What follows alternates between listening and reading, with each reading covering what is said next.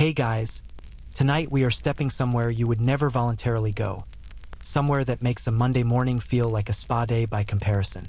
Tonight we are walking, being dragged really through the iron-studded gates of a medieval prison.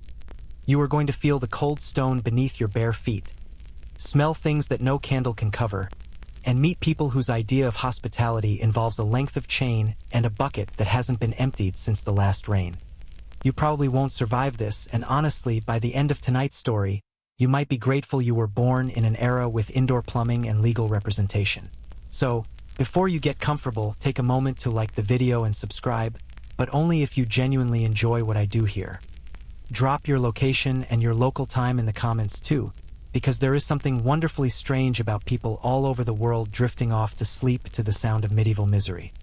Now, dim the lights, maybe turn on a fan for that soft background hum, and let's ease into tonight's journey together. It begins, as so many catastrophic days do, with a misunderstanding. Or perhaps it isn't a misunderstanding at all. Perhaps you said something you shouldn't have in a tavern. Perhaps a neighbor with a grudge whispered your name to the wrong official. Perhaps you were simply standing in the wrong alley at the wrong hour, and a sheriff's deputy with a quota to fill decided that your face was suspicious enough. The precise reason almost doesn't matter yet, because the machinery of medieval justice doesn't pause to ask nuanced questions. It reaches out, closes its fist around you, and pulls. The men who take you are not unkind in any dramatic, theatrical way. They are tired, mostly. They do this every day. One of them smells powerfully of ale and old leather, and the other has a cough that rattles something deep in his chest every few seconds like a stone in a tin cup. They bind your wrists, not with anything as clean as a rope from a story, but with a strip of rough hemp that bites into the skin immediately, leaving a redness that will take on a whole new meaning before long. You are walked or half-dragged when your feet slow, through streets that feel entirely different now that you are the person people step back to watch. This is the first lesson the medieval world teaches you about incarceration.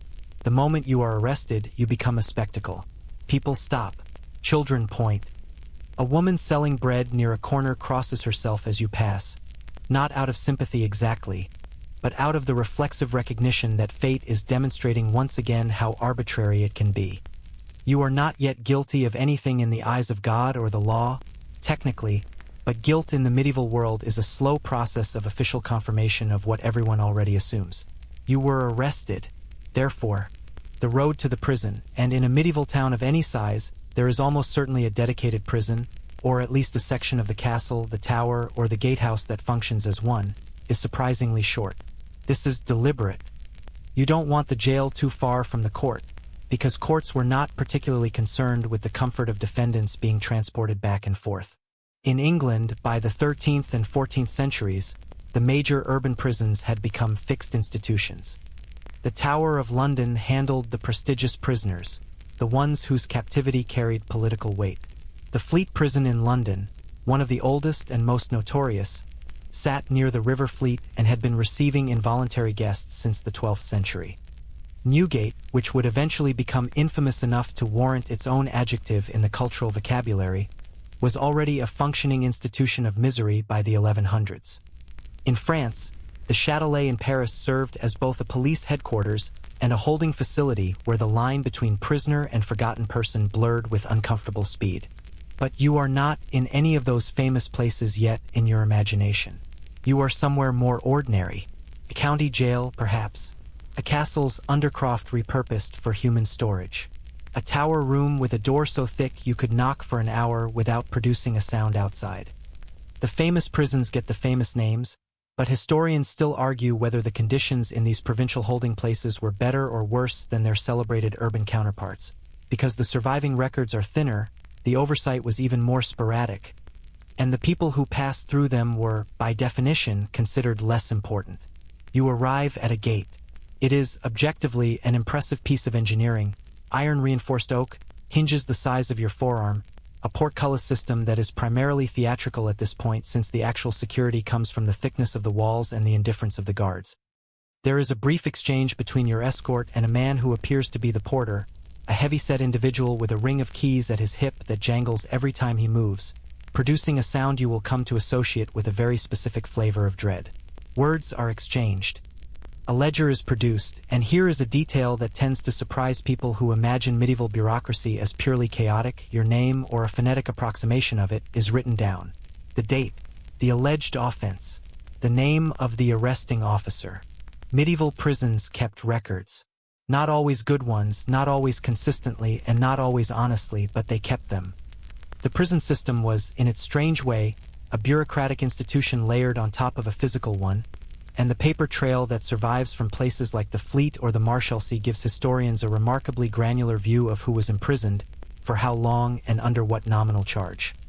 The Marshalsea, for instance, which most people know from Charles Dickens but which existed centuries before Dickens's father ended up there, held primarily debtors and those accused of maritime offenses, and its intake records are dense, repetitive, and quietly heartbreaking in the way that administrative documents about human suffering tend to be. Your intake is not a long process.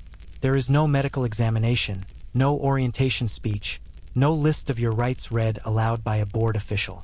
What happens is simpler and more transactional. The porter looks you over the way a farmer looks at a new animal being added to a pen, assessing, categorizing, not particularly emotionally engaged. He notes, or rather estimates, the quality of your clothing. This is not idle curiosity. It is financial triage. Because here is one of the most important and least romanticized facts about medieval imprisonment. It was, in most cases, not free. You paid for it.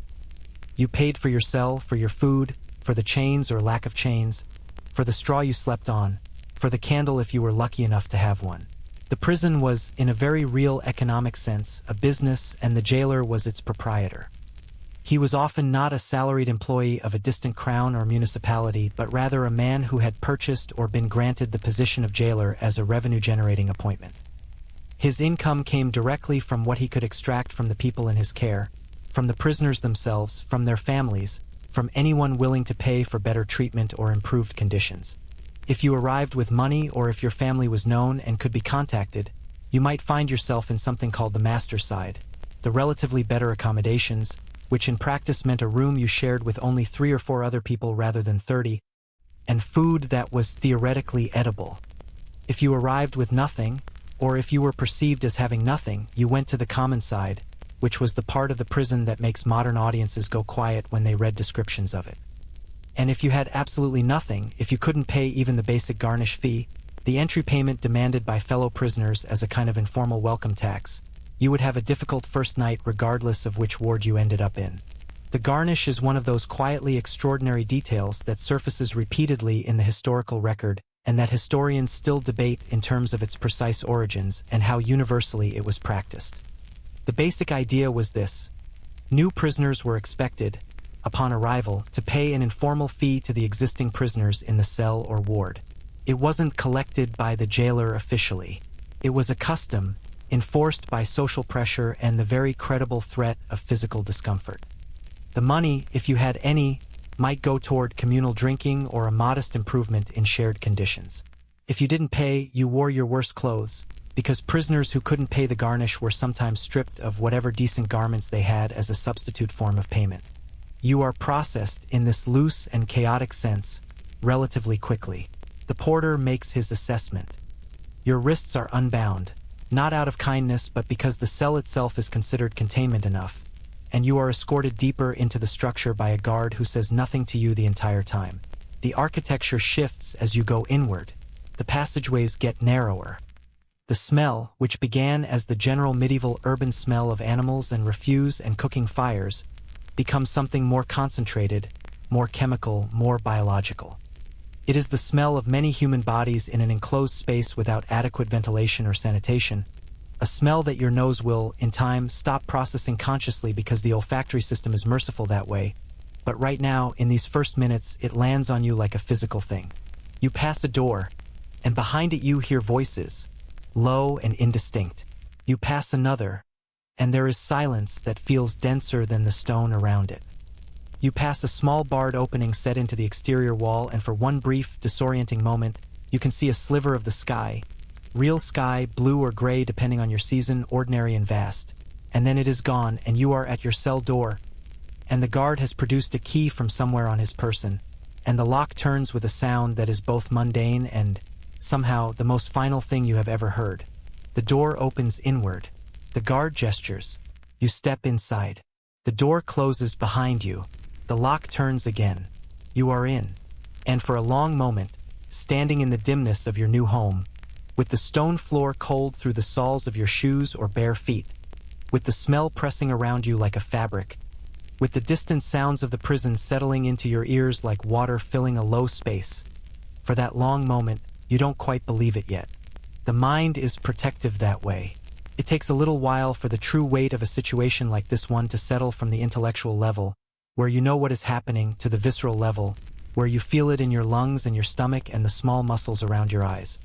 Medieval prisoners, in the accounts that survive, in the letters, the petitions, the later testimonies, describe this initial period of disorientation in remarkably consistent terms. The shock is not always loud. It is often very quiet, like a door closing softly in a room you didn't know you were standing in. You stand there. The cell, if you can call it that, and the word cell comes from the Latin cella, meaning a small room or store, which is about as prosaic an origin as you could imagine for something so charged with dread, is not entirely empty. There is, against the far wall, a heap of straw that represents the sleeping arrangements.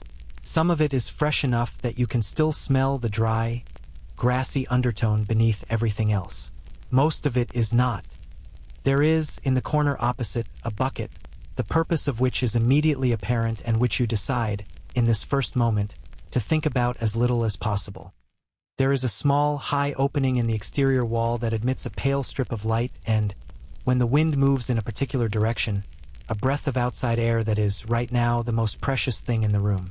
And there is you, alone, for this first arrival moment which will not last. Because this particular cell, despite its modest dimensions, is not a single occupancy arrangement. The medieval prison system, except in special cases involving particularly important or particularly dangerous prisoners, was almost never a solitary confinement system in the modern sense. You were housed with others. Crowding was not a policy failure, it was just the policy, or rather the inevitable result of a system that had no infrastructure for anything else. But for right now, in this quiet minute before the others return from wherever they have been, the exercise yard if there is one, the common room if this establishment runs to such a luxury, or simply another part of the cell you haven't yet processed, it is just you and the straw, and the bucket, and the strip of sky through the high opening. You look at that strip of sky for a long time. It doesn't look back, but it helps anyway. The light through that high window does something you won't fully appreciate until it's gone. It moves. Not dramatically. This isn't a sunrise over the mountain situation, but it shifts in the slow, unhurried way that natural light does when it's tracking the sun across the sky, and in the hours before your first night in this place arrives, you find yourself watching that pale rectangle of gray-white brightness with the focused attention of someone who has recently discovered that they have very few other things to look at. It slides from one edge of the rough stone frame to the other, changing angle and intensity so gradually that you can never catch it moving, only notice, every so often, that it has. This will become, over the coming days, your primary clock. Your only clock, really. Because in the medieval prison, time does not function the way you are used to. You are used to time being full of tasks, transitions, the small mechanical punctuation of modern life, alarms, notifications, the rhythm of meals at predictable hours, the reliable presence of artificial light that banishes the dark as a matter of routine. Here, time is not full. Time is a slow, largely empty river that you are going to have to learn to float in rather than swim against. And your first night is where that education begins in earnest. The others come back before the light dies. There are 4 of them, as it turns out, which makes your cell a 5-person arrangement in a space that would be considered cramped for 2 by any modern standard and probably by most medieval ones as well. They file in with the ease of people returning to a familiar space, and they assess you with the quick, practiced eyes of people who have done this assessment many times before. You are new. Newness is information. Information is, in a place with this little of it, currency. The eldest of the 4, and you estimate him at somewhere between 45 and 60, though the math of survival in this environment makes ages genuinely difficult to gauge, is a man you will privately come to think of as the veteran, because something in the way he moves and holds himself suggests that this is not his first extended stay. He has the particular economy of motion that comes from long practice in small spaces, the way he lowers himself onto the straw without waste of movement, the way his eyes take in the room's dimensions and contents as a habit rather than a conscious act. He looks at you, nods once. Not warmly, not coldly, just acknowledgingly, and arranges himself against the wall with his arms folded across his chest. The garnish conversation happens almost immediately, not from the veteran. He leaves that to a younger, more energetic member of the group, a wiry individual with a healing cut above his left eyebrow who opens with something between a request and a statement of fact, explaining that new arrivals are expected to contribute to the communal arrangements. The exact words don't matter. The expectation is clear. You either have something to offer or you don't, and your answer will determine the social temperature of this cell for the foreseeable future. This is, incidentally, one of those medieval prison customs that surfaces in sources ranging from official court complaints to the personal letters of prisoners wealthy enough to have writing materials, and historians still argue whether the garnish system represented a genuine form of prisoner self-organization with its own internal logic and social benefit, or whether it was simply low-level extortion operating in a space too removed from official oversight to be regulated. The truth, as with most things in social history, is probably somewhere in the overlapping territory between both interpretations, varying by institution, by era, and by the particular personalities of whoever happened to be in charge of a given cell at a given time. You manage the garnish negotiation as best you can. The details of whether you had anything useful in your pockets when you were arrested, a few coins, a piece of food, a small item of some tradable value, will matter more tonight than they would have mattered to you this morning, back when you were a free person who took pockets for granted. The light fails. This is the part that surprises almost everyone encountering it for the first time in the historical record. This qualitative difference between the dark of a medieval cell at night and any darkness you have previously experienced. You have experienced dark before, obviously. Power outages, camping trips, the period after you've closed your eyes and before sleep comes. But those darknesses existed inside a world that was fundamentally lit, a world where the dark was an interruption rather than a baseline state. This dark is different. This dark is the default. This is what the universe looks like when the small, temporary business of human illumination is not occurring. The high window, which was your clock and your companion through the afternoon, becomes first a darker rectangle against a dark wall, and then invisible. There is no moon yet, or the moon is in a phase or position that sends none of its light through this particular aperture. There is no torch in the corridor outside, or if there is one, it is far enough away that nothing reaches you. There is no candle in your cell because candles cost money, and whoever was distributing the allocation decided that your ward's overnight illumination was not a budget priority this evening. You cannot see your own hand in front of your face. This is not a figure of speech. You raise your hand because you feel the need to test it, and you see absolutely nothing. The darkness is total and textureless, without depth or dimension. A darkness that your eyes, which are excellent evolutionary instruments designed for a world with ambient light, simply have no tools to process. After a few minutes of this, your visual cortex, which is not accustomed to receiving nothing, begins to generate its own content, faint, shifting shapes and non-colors that move at the periphery of your perception. This is normal, the result of sensory systems doing their best in the absence of input. It is also, in the particular context of a medieval prison cell on your first night, absolutely terrible for your peace of mind. Sounds become enormous in proportion to the loss of sight. There is the breathing of 4 other people, and you find yourself involuntarily cataloging each breath pattern, the veteran's slow, almost meditative rhythm, the wiry one's slightly adenoidal undertone. A third man who has said almost nothing and who breathes with the careful shallowness of someone conserving something, and a fourth, the youngest of the group, who shifts in the straw every few minutes with the restlessness of someone who has not yet made peace with the situation.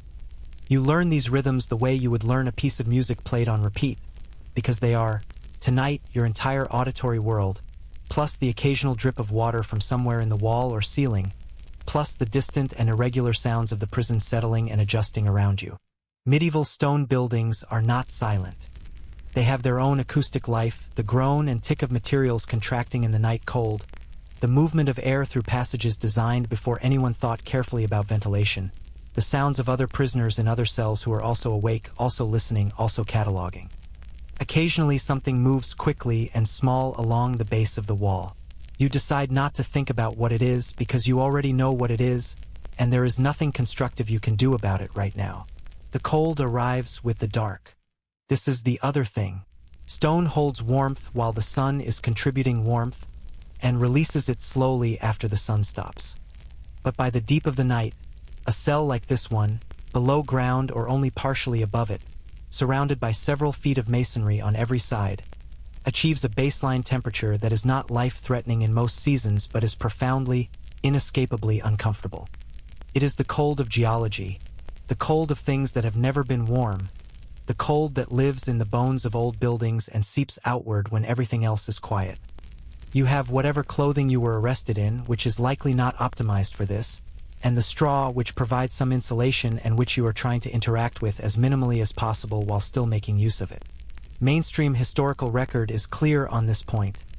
Cold was one of the primary physical complaints in prisoner accounts across medieval Europe. In winter, in northern climates especially, the cold in prison cells was not merely uncomfortable but dangerous, particularly for prisoners who were already weakened by poor nutrition or illness. Petitions for release, a document type that survives in some quantity because prisoners or their families were motivated to produce them and officials were motivated to keep them, frequently cite cold and its attendant health consequences as mitigating factors, as reasons why a prisoner should be transferred to better accommodations or released into house arrest pending their case. The cold was real, documented, complained about, and largely unaddressed. You pull whatever you have closer around you and find a position against the wall that distributes the chill slightly less efficiently. The straw crinkles beneath you. Something near the base of the opposite wall moves again, faster this time, and you resist the urge to make a sound that would wake your cellmates and mark you definitively as someone who can be startled by a rat in the night. You are going to need whatever social credit you can accumulate, and screaming at rodents is not the way to build it. You think about food. Not because you are at the extremity of hunger yet, you were arrested today or yesterday, time has become genuinely uncertain, but because the mind, when it has nothing to process visually and very little to occupy it constructively, tends to return to the most basic biological priorities. And hunger, even mild early hunger, becomes very loud in the dark. You don't know when food will come, or what it will be, or whether it will be enough to constitute actual nourishment. You don't know the schedule, the customs, the logistics. You don't know yet how the food system works, who controls it, whether there are ways to supplement it or improve it through the social economy you are only beginning to understand. What you know, right now, at whatever hour this is in the deep dark of your first night, is this: you are cold, you are hungry in a low-grade preliminary way, you are lying in straw in a room with 4 strangers and at least 1 rat, you cannot see anything, and you are almost certainly not going to sleep in any meaningful way tonight. This is actually a fairly accurate summary of the first night experience as described by the prisoners who left written records of it. The accounts vary in their eloquence and their detail. Wealthy prisoners with access to writing materials tended to produce more articulate descriptions, which creates a certain socioeconomic skew in the historical record that scholars are always careful to acknowledge. But the emotional and physical landscape of the first night has a remarkable consistency across sources. The disorientation, the cold, the unexpected violence of the darkness, the noise, the smell, which you have been managing with decreasing success as your nose gives up its initial protest and begins, resentfully, to acclimate. And the thoughts are the real company in a first night like this. Your mind, denied its usual diet of stimulation and occupation, turns inward with an intensity that is both productive and punishing. You think about how you got here, running through the sequence of events with the retrospective clarity that always arrives too late. You think about who knows where you are and whether anyone is doing anything about it. You think about your case such as it is, the charge, the evidence, the question of whether there is any avenue by which this resolves itself without getting significantly worse. This last question is unfortunately the one with the least satisfying answer at the moment, because medieval legal proceedings were not swift. They were not designed to be swift. The concept of a speedy trial, which modern legal systems at least nominally aspire to, would have seemed both practically absurd and philosophically puzzling to most medieval legal administrators. Cases accumulated, were scheduled, were postponed when a judge was elsewhere or a witness was unavailable or the relevant court simply had a backlog of more pressing matters. People waited. They waited in prison, at their own expense, as we have already established, for weeks, for months, and in cases involving more serious charges or more complicated circumstances, for years. The Fleet prison records include entries of people who had been in custody for periods that modern readers find almost incomprehensible, not because they were sentenced to those terms but because their cases moved through the system at the pace of cold honey. A man arrested on a debt charge might sit in the Fleet for 2 years before his creditor appeared in court. The debt was negotiated or discharged, and the legal machinery that put him there could be reversed. During all that time, he paid for his cell. He negotiated for his food. He navigated the social world of the prison with whatever resources he had. He sent petitions, if he could, begging for consideration, for release, for at least an improvement in his physical conditions. You don't know yet how long you will be here. This is, perhaps, the most psychologically destabilizing fact of your first night. Not the cold, not the dark, not the smell or the hunger or the rat. Those are concrete discomforts that a human body can endure and adapt to, because human bodies are extraordinarily good at enduring and adapting. What is harder is the open-endedness, the not knowing, the fact that you cannot tell yourself this lasts until Tuesday, or in 6 weeks this will be resolved, because you genuinely have no basis for any such estimate. The veteran, as if reading something in the quality of your stillness, speaks from across the darkness. He doesn't say anything profound.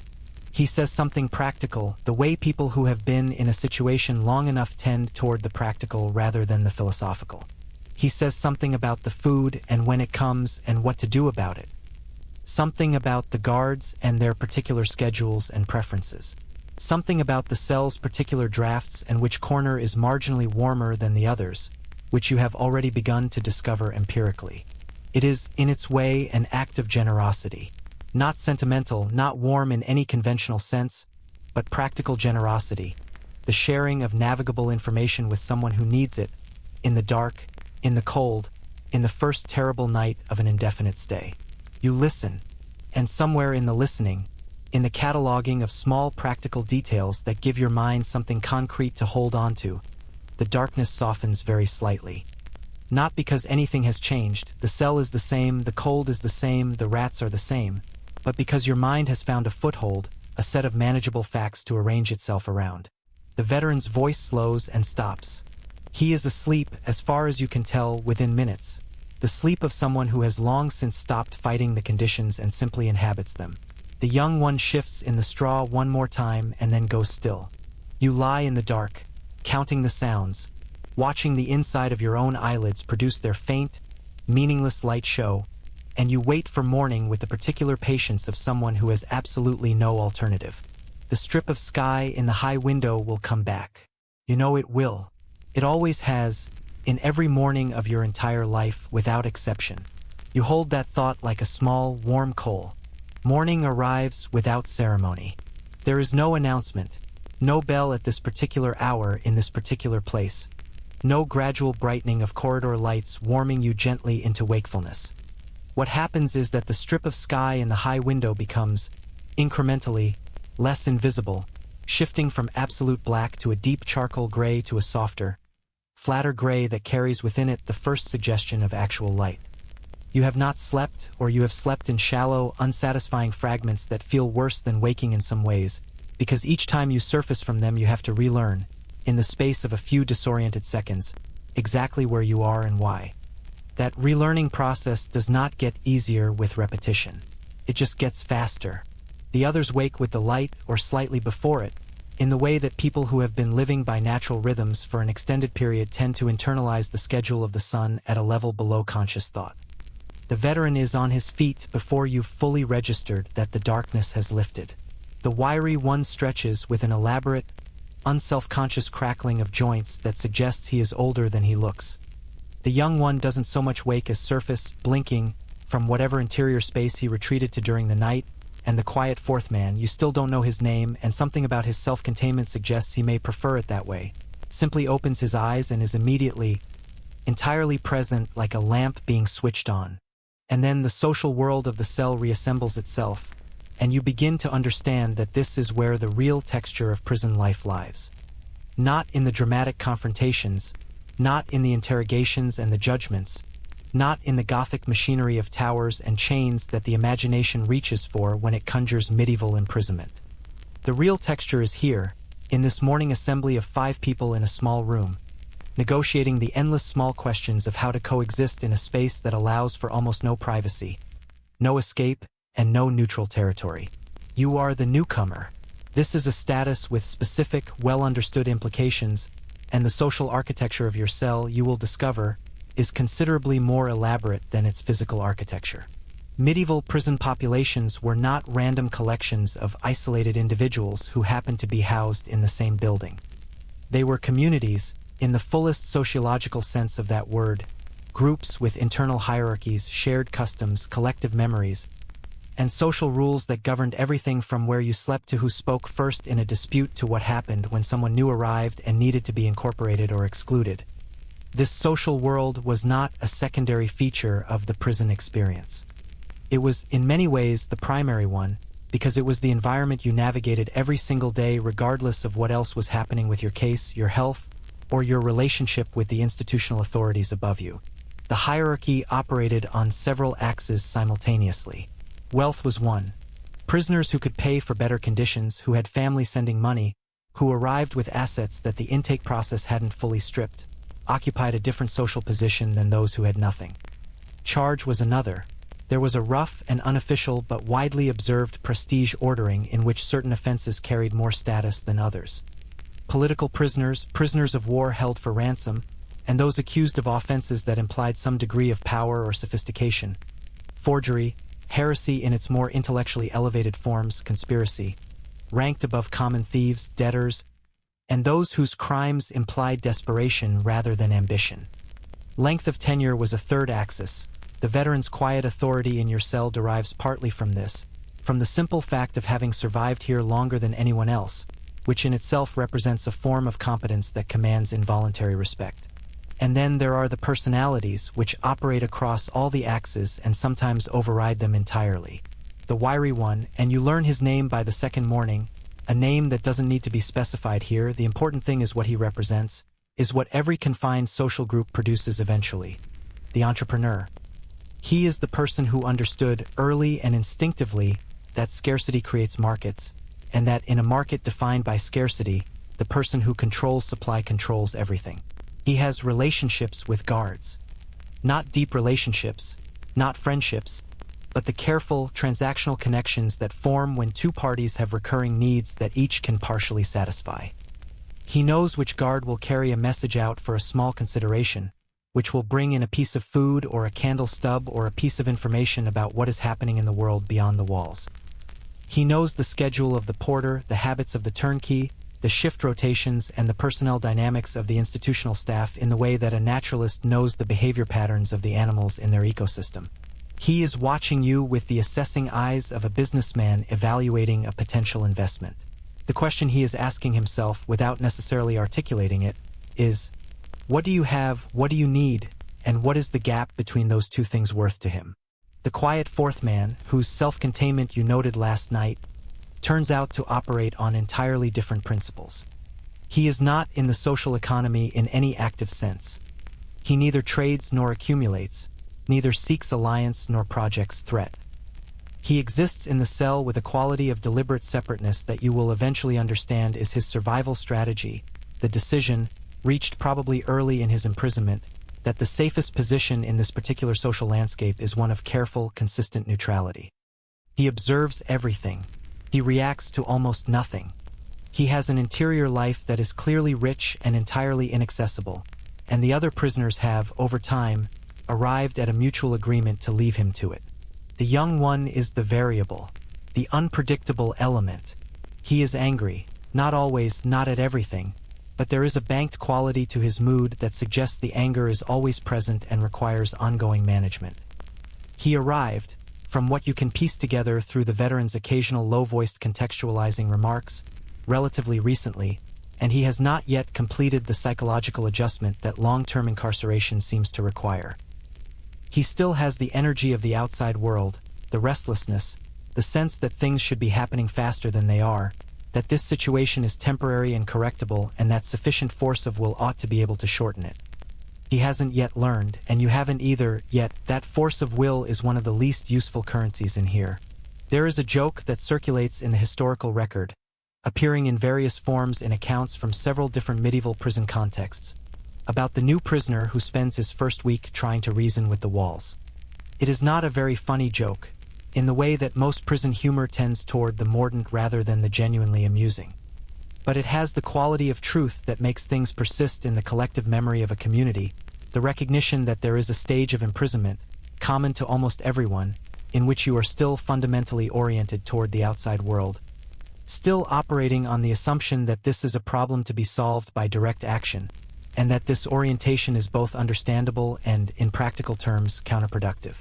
You are in that stage right now. The veteran is long past it. The wiry entrepreneur never quite entered it, because his particular temperament oriented him immediately toward the pragmatic question of how to function within the constraints rather than against them.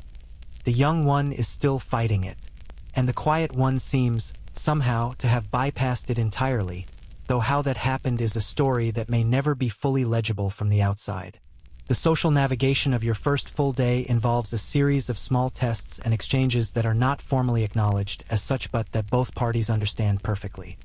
You are assessed on your willingness to contribute to communal arrangements, whether you pull your weight in the informal tasks of cell maintenance, which in a medieval prison context means things like taking your turn with the bucket, not monopolizing the warmer corner, and not producing sounds or behaviors that make an already challenging living situation worse.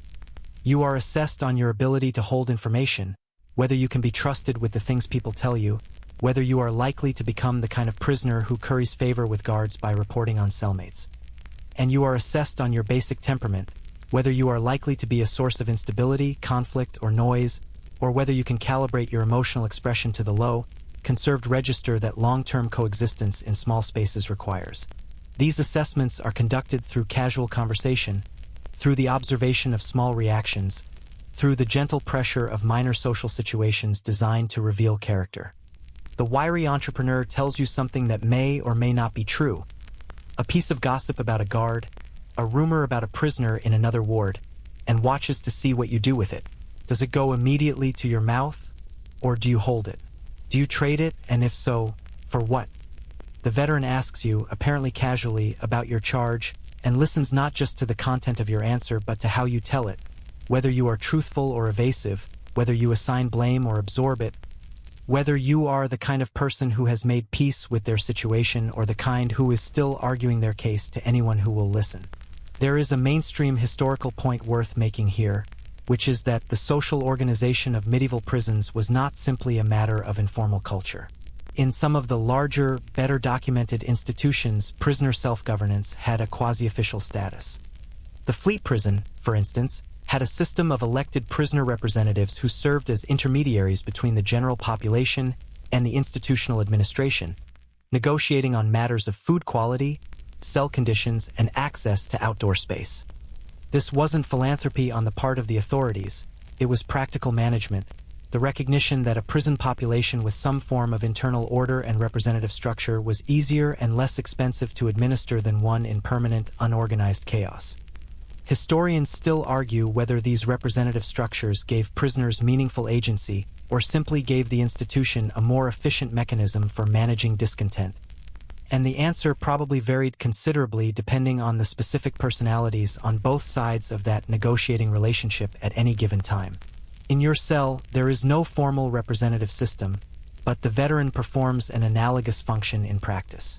He has standing with the guards that derives from his tenure, his predictability, and presumably the accumulated goodwill of not having caused significant problems over a long period. When a dispute arises, and on your first full day one does, a minor friction over sleeping positions that has the potential to escalate if allowed to, it is the veteran who resolves it, not through physical dominance or formal authority but through the quiet application of social weight. The manner of a person who has seen this particular argument many times before and knows exactly how it ends if not redirected. You watch all of this. Watching is, for the moment, your primary occupation and your best available strategy. You don't yet know enough to act confidently, and in a social environment where misreading a situation can have consequences that extend beyond a moment's awkwardness, caution is genuinely wise. The wiry entrepreneur takes note of your watchfulness with what seems like approval. It suggests you are not an impulsive actor, which makes you more interesting as a potential social partner and less threatening as a potential social problem. By the end of your first full day, you have a rough map of the cell's social geography. You know approximately where each person sits in the hierarchy, what they want, what they fear, what they are willing to give, and what they will not. You know which conversations are welcome and which are not.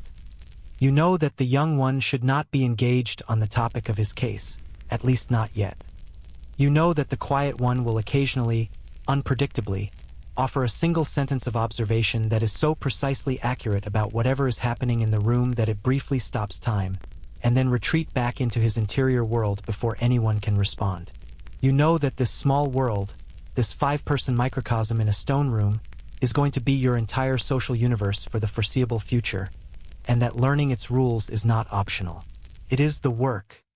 It is, in many ways, the primary work of being imprisoned, more consuming and more immediately consequential than anything happening with your official case or your legal status. The afternoon light moves across the cell in its slow diagonal. The sounds of the prison settle into a rhythm you are beginning to recognize, the particular quality of noise in the midday hours, different from the morning, different from the night. Someone in a cell nearby is singing, softly, a tune you half recognize, a melody that has the circular, repetitive quality of something sung to fill time rather than to communicate anything in particular. It is oddly companionable. The veteran, in his corner, has his eyes closed but is not asleep. You can tell the difference now. You are already learning to read the signals of this small community, the vocabulary of posture and breath and stillness that substitutes for much of the direct communication that would happen in a less confined, less cautious social environment. You find your corner, not the warmest one, that belongs to the veteran by right of tenure, and claiming it would be a social error on the order of showing up to someone's house and immediately sitting in their chair. But a corner that is yours, that you have quietly claimed through the simple act of returning to it, of arranging the straw in it in a way that is slightly different from how the straw in every other part of the cell is arranged. A small thing, a very small thing, but in a world this reduced, a corner of your own is not nothing. It is, in fact, the beginning of everything. The food arrives mid-morning, which you discover is not a fixed fact but a rough tendency, subject to the guard's mood, the kitchen's pace, and whatever else is happening in the institutional life of the prison on any given day. You hear it before you see it. There is a particular sound that the food delivery produces, the scrape and clank of a wooden cart being pushed along a stone corridor, the irregular rhythm of it stopping and starting at each cell, the low exchange of words between the guard doing the distribution and whatever prisoner happens to be nearest the door. You hear this sound and something in your body responds before your mind quite catches up. A Pavlovian alertness that arrives with surprising speed given that you have only been here long enough to learn the schedule once. Hunger is a fast teacher. It does not require many repetitions before your biology is paying close attention to any signal that might precede its resolution. The veteran is at the door before anyone else, not with urgency but with the practiced positioning of someone who understands that being first to the food, or at least early, is a structural advantage worth maintaining as a habit. The wiry entrepreneur is beside him. You learn quickly to follow their lead on this, because the distribution is not always perfectly equitable, and proximity to the point of delivery matters in ways that become clear only after you've experienced being last once or twice. What comes through the door is this: a wooden bowl, shared between the 5 of you, containing a gray-brown substance that the veteran identifies, without irony, as pottage, and a quantity of bread, divided with rough informality, that works out to a piece slightly larger than your fist per person. You look at the pottage. The pottage looks back at you with the flat, non-committal expression of something that has no investment in your opinion of it. Pottage is perhaps the most democratic food in the entire medieval culinary landscape, in that it was eaten by virtually everyone from the subsistence farmer to the moderately comfortable merchant, varying primarily in what went into it. At its best, at the best end of what it could be, in a wealthy household with a well-stocked kitchen and a cook who took pride in their work. Pottage was a thick, herb-fragrant vegetable and grain stew that was genuinely nourishing and not unpleasant to eat. At its worst, which is closer to what you are looking at now, it was whatever was available, boiled in water until it achieved a uniform texture and a color that suggested the process had been thorough if not inspiring. The prison pottage contains, as far as you can determine through careful investigation with the wooden spoon that is passed around as a shared implement, some kind of grain, oats probably, or a rough barley, and what might once have been a vegetable of the root family, now cooked to a degree of softness that has erased most of its individuality. There is a faint saltiness, which is either intentional seasoning or the accumulated mineral character of water drawn from a source with geological opinions. There is no meat, though the veteran explains that on certain days, the days when the prison kitchen has sufficient budget or sufficient luck, which are not always the same thing, there is sometimes a small amount of something that might be interpreted as meat if you approach it with sufficient generosity of interpretation. You eat it. This is the correct decision, and you make it without excessive internal debate because the alternative, not eating on the grounds of preference, is the kind of choice that is available only to people who have other options, and you do not currently have other options. The pottage is not good. It is not bad in a way that is actively dangerous today, though we will come to the question of food safety in this environment shortly enough. It is simply food in its most functional, least enjoyable form, and your body, which has been waiting for it since yesterday, accepts it with an urgency that overrides any aesthetic objections your palate might want to register. The bread is better, relatively speaking. Bread in the medieval period was the caloric foundation of most people's diet, regardless of social position, and even prison bread, while coarser and denser than what would appear on a wealthy table, has the fundamental virtue of being calorically substantial and texturally satisfying in a way that the pottage is not. You eat yours slowly, in small bites, partly because the veteran does this and you have been paying attention, and partly because your body has already learned the depressing arithmetic of the situation, that the interval between this meal and the next is long enough that pace matters. There will be another distribution later in the day. Usually, the schedule is, again, a tendency rather than a guarantee. On some days there are 2 distributions, morning and evening. On some days there is 1. On the worst days, when supply lines have been disrupted or kitchen staff are unavailable or the administration has simply decided that today is not a full ration day for whatever institutional reason, there is a reduced distribution that doesn't quite constitute a meal in any conventional sense. And you fill the gap with whatever supplementary resources the cell's social economy can provide. Because there is a supplementary economy, and it is crucial to understand how it works. The official prison ration was, in most medieval institutions, understood by everyone involved, prisoners, jailers, administrators, and the families of prisoners, to be insufficient as a sole food source for anything longer than a short stay. This was not a secret. It was not a failure of calculation. It was, in a grim way, a feature of the system rather than a bug, because the insufficiency of the official ration created a market for supplementary food, and that market was one of the primary revenue streams for the jailer and his staff. If the official ration had been adequate, there would have been nothing to sell. Families of prisoners were permitted, in most institutions and under most circumstances, to send food in. This was one of the most important things a prisoner's family could do, and it was understood as such. The historical record is full of letters from prisoners to family members that are essentially food requests, specific, urgent, and unsentimental, listing what was needed and in what quantity. A prisoner with an active family network and sufficient family resources to send regular food parcels was in a fundamentally different nutritional situation than one without. And this difference played out in health outcomes over time in ways that were visible and well understood by everyone in the prison environment.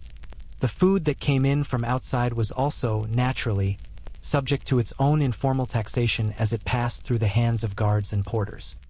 A package that entered the prison gates might arrive at its intended recipient having lost a portion of its contents to the various hands it passed through, each of which had taken its cut as a condition of the package's movement. This was not considered theft in any meaningful moral sense by the participants. It was the operational cost of the service, baked into the expectation of everyone who sent a package and everyone who received one. Historians still argue whether the food provision in medieval prisons should be understood as a systematic tool of coercion, a mechanism for keeping prisoners physically weakened and therefore more compliant, or simply as the result of institutional indifference and chronic underfunding, with no particular intentional logic behind it.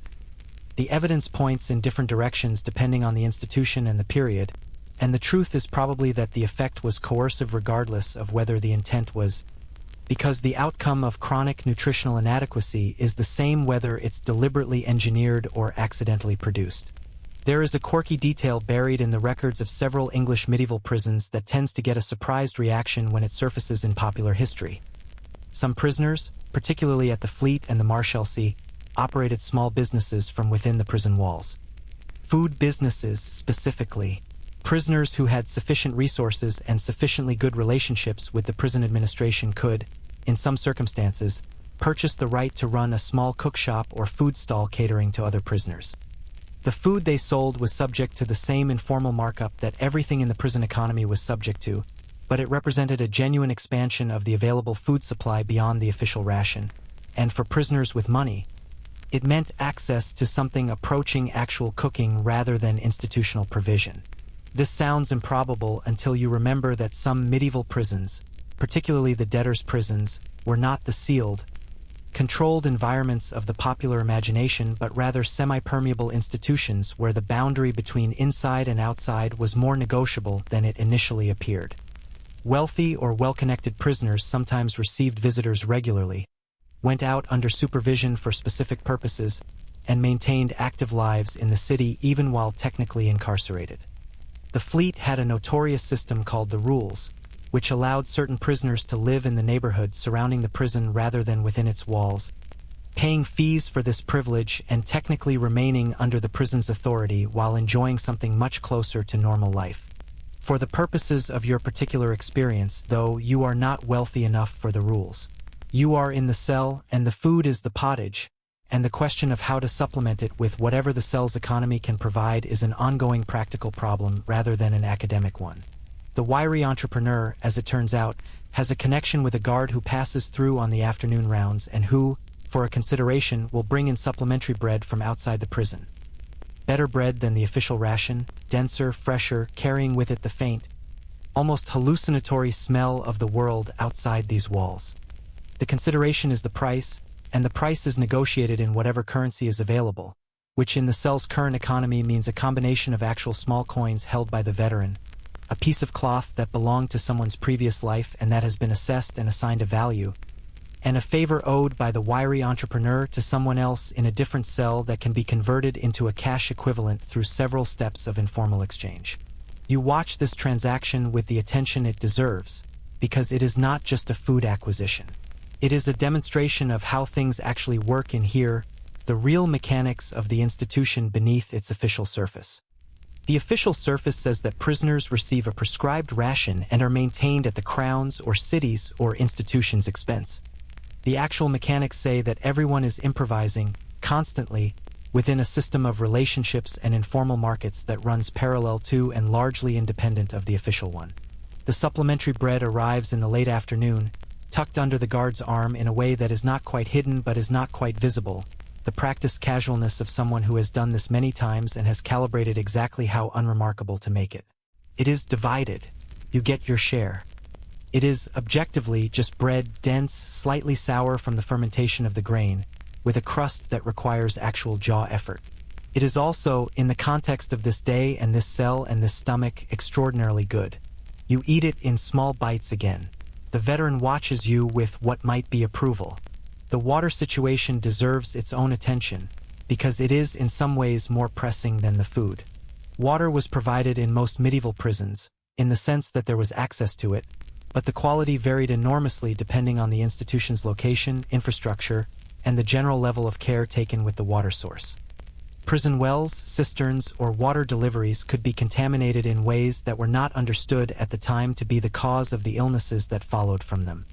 The concept of waterborne disease transmission was not part of the medieval intellectual framework for understanding illness, which meant that no one was taking water quality precautions with the deliberate intent we would now expect. The result was that water quality in prisons, as in medieval urban environments generally, was highly variable, and the consequences of consistently drinking poor quality water over months or years were significant and poorly understood by the people experiencing them.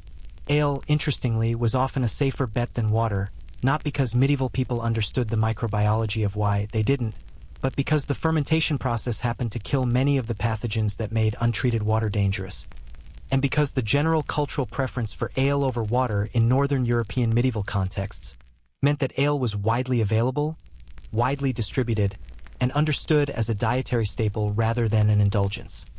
Prison rations in some English institutions included a daily ale allowance, thin and low in alcohol, but a genuine nutritional contribution and, from a pathogen perspective, considerably less hazardous than the alternative. Your cell gets water from a stone trough in the corridor that is refilled at irregular intervals.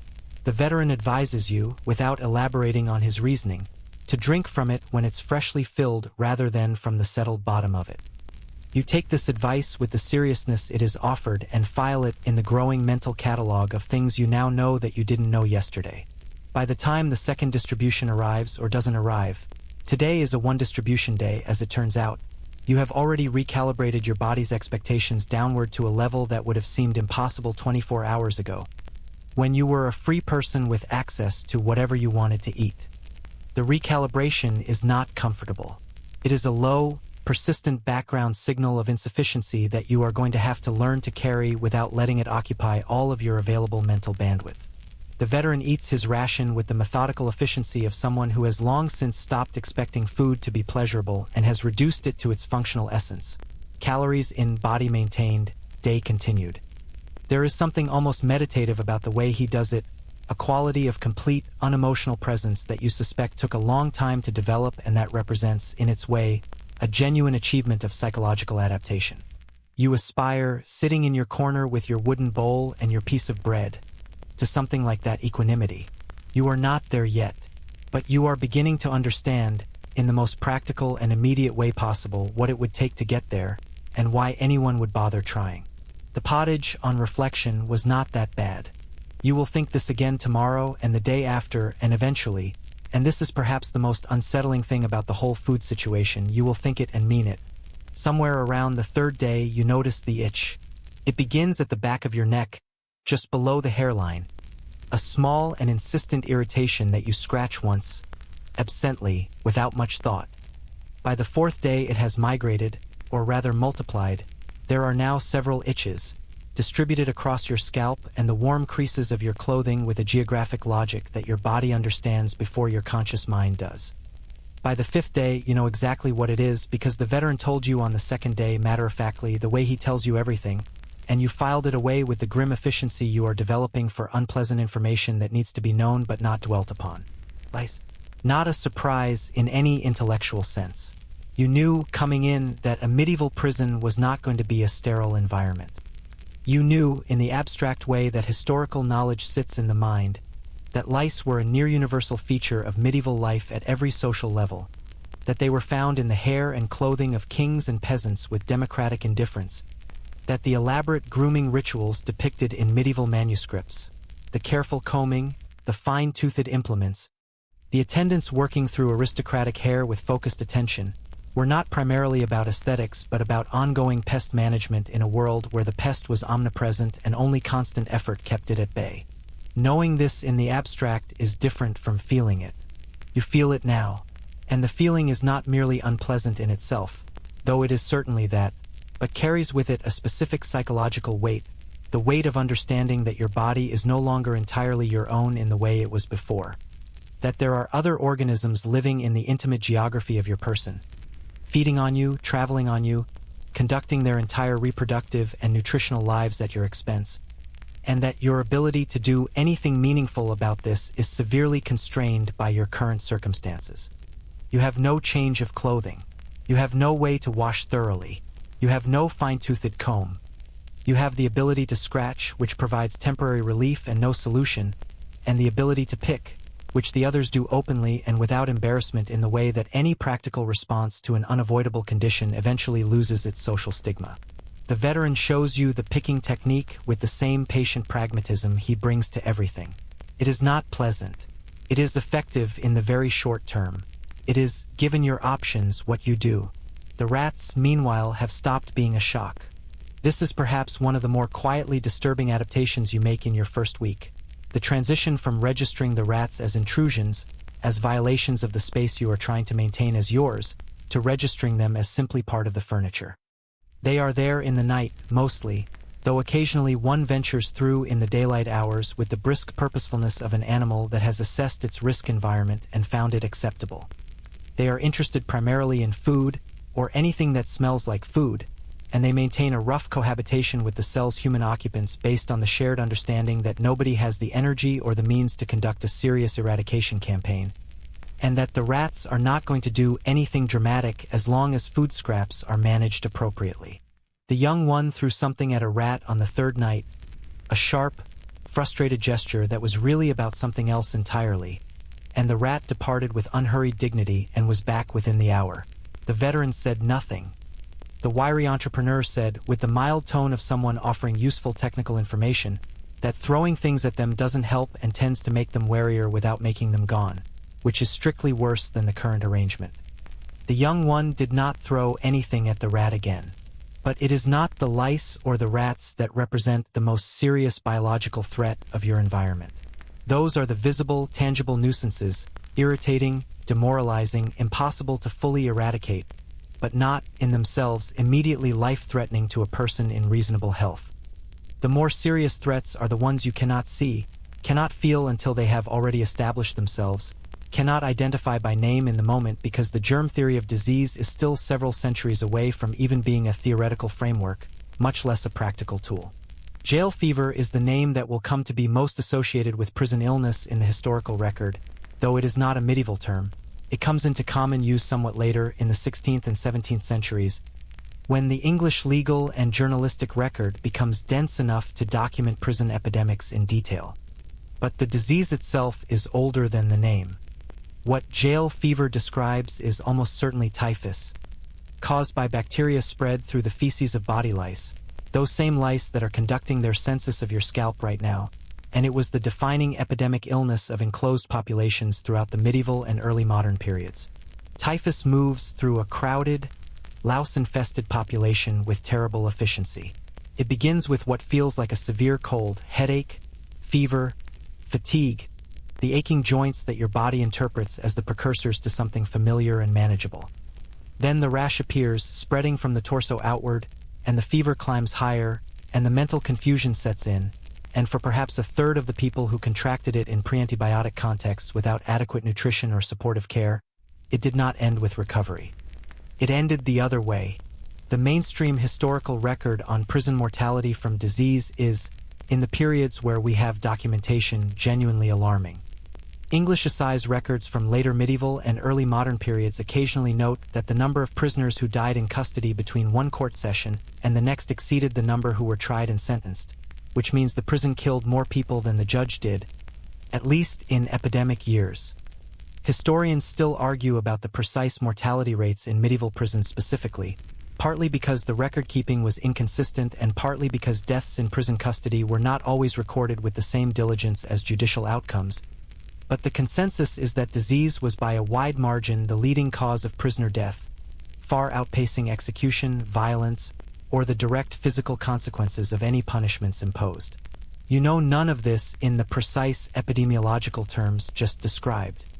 What you know is that the man 2 cells down has been coughing for 3 days, and that the cough has changed quality. It has become wetter, more effortful, punctuated by silences that feel different from the silences between normal breaths. You know this because sound travels in this stone environment with extraordinary fidelity, the walls conducting and amplifying rather than absorbing, so that the acoustic life of neighboring cells is almost as present to you as the acoustic life of your own. The veteran knows about the cough too. You can tell by the slight adjustment in his stillness when it carries through the wall, a barely perceptible increase in attention that is not quite concern. Concern being a high-cost emotional state that experienced prisoners manage carefully, but something adjacent to it. Information processing, the assessment of environmental data that might have implications for planning. Your own body, meanwhile, is beginning to register the effects of its changed circumstances in ways beyond the lice and the cold. Your joints ache with a persistence that seems disproportionate to any injury you've sustained. This is partly the cold and the hard sleeping surface, Lying on stone and compressed straw for multiple nights does things to the human musculoskeletal system that a soft bed and a few days of rest would normally reverse, but you don't have access to either of those things. Your gums have a tenderness when you press them that wasn't there before, which is an early signal that your body's vitamin C supply is depleting in the absence of fresh fruits or vegetables. Scurvy, in its full form, takes weeks to months to develop on a diet completely devoid of vitamin C, but the preliminary signs arrive earlier, and in a prison diet of pottage and bread, the path toward those preliminary signs is short. This is one of the more insidious aspects of imprisonment in a nutritionally impoverished environment. The deterioration is slow enough that it doesn't register as a crisis while it's happening. Each day you feel approximately the same as the day before, or perhaps very slightly worse, and the baseline shifts so gradually that you lose your sense of what normal felt like. The aching joints stop seeming unusual. The tenderness in your gums becomes just a fact about your gums. The fatigue that comes in the mid-afternoon, settling over you with the weight of something physical, becomes just how afternoons are. The quiet fourth man has a persistent cough of his own, different from the one 2 cells down, drier, more occasional, the sound of a respiratory system coping with damp stone and poor air quality rather than the sound of active infection. He does not acknowledge it when it happens, producing each cough with the same expressionless self-containment he brings to everything, and resuming whatever interior occupation preceded it without visible interruption. Ventilation in a medieval stone cell is, to use the technical term, extremely bad. The high window admits light and occasional air movement, but it was designed for security rather than airflow, and the architectural priority was keeping people in rather than keeping fresh air moving through. The result is an atmosphere that is, by any modern standard, both stale and chemically complex. The byproducts of 5 people breathing in a small space, combined with the bucket's ongoing contribution and the biological signatures of the straw beneath you, layered into something that hangs in the air with the persistence of something that has nowhere else to go. Your lungs adapt because lungs are extraordinarily adaptable, but the adaptation is not free. Respiratory systems that operate in chronically poor quality air develop their own vulnerabilities over time, becoming more susceptible to the infections that a well-ventilated, outdoor lifestyle would help the immune system manage more easily. This is one of the mechanisms by which imprisonment damages health even in the absence of dramatic events, the slow, cumulative toll of suboptimal conditions on systems that were designed for a more forgiving environment. There is a quirky footnote in the historical record about medieval prison air that occasionally surfaces in scholarly discussions of the period's medical theory. Some medieval physicians, working within the miasmatic theory of disease, the belief that illness was caused by bad air rather than by microscopic organisms, actually identified prison environments as medically dangerous on the grounds that the air within them was corrupted by the proximity of so much illness, moral failings, and concentrated human misery. They were wrong about the mechanism, obviously, but they were right about the outcome, and their prescriptions for prisoners who seemed to be developing illnesses, more ventilation, better food, reduced overcrowding, were medically sensible even if the theoretical framework behind them was entirely incorrect. The irony of having the right prescription for the wrong reasons is one of those recurring themes in the history of medicine that is either amusing or poignant depending on how directly it affected you personally. On your 6th day, someone in another part of the prison dies. You know this not because anyone tells you directly, but because of the quality of activity in the corridor, the different footsteps, heavier and more purposeful, the low voices of the guards engaged in a task rather than a routine, and a specific interval of silence that has a different texture than the normal silences of the institution. The veteran's eyes open during this sequence and close again afterward.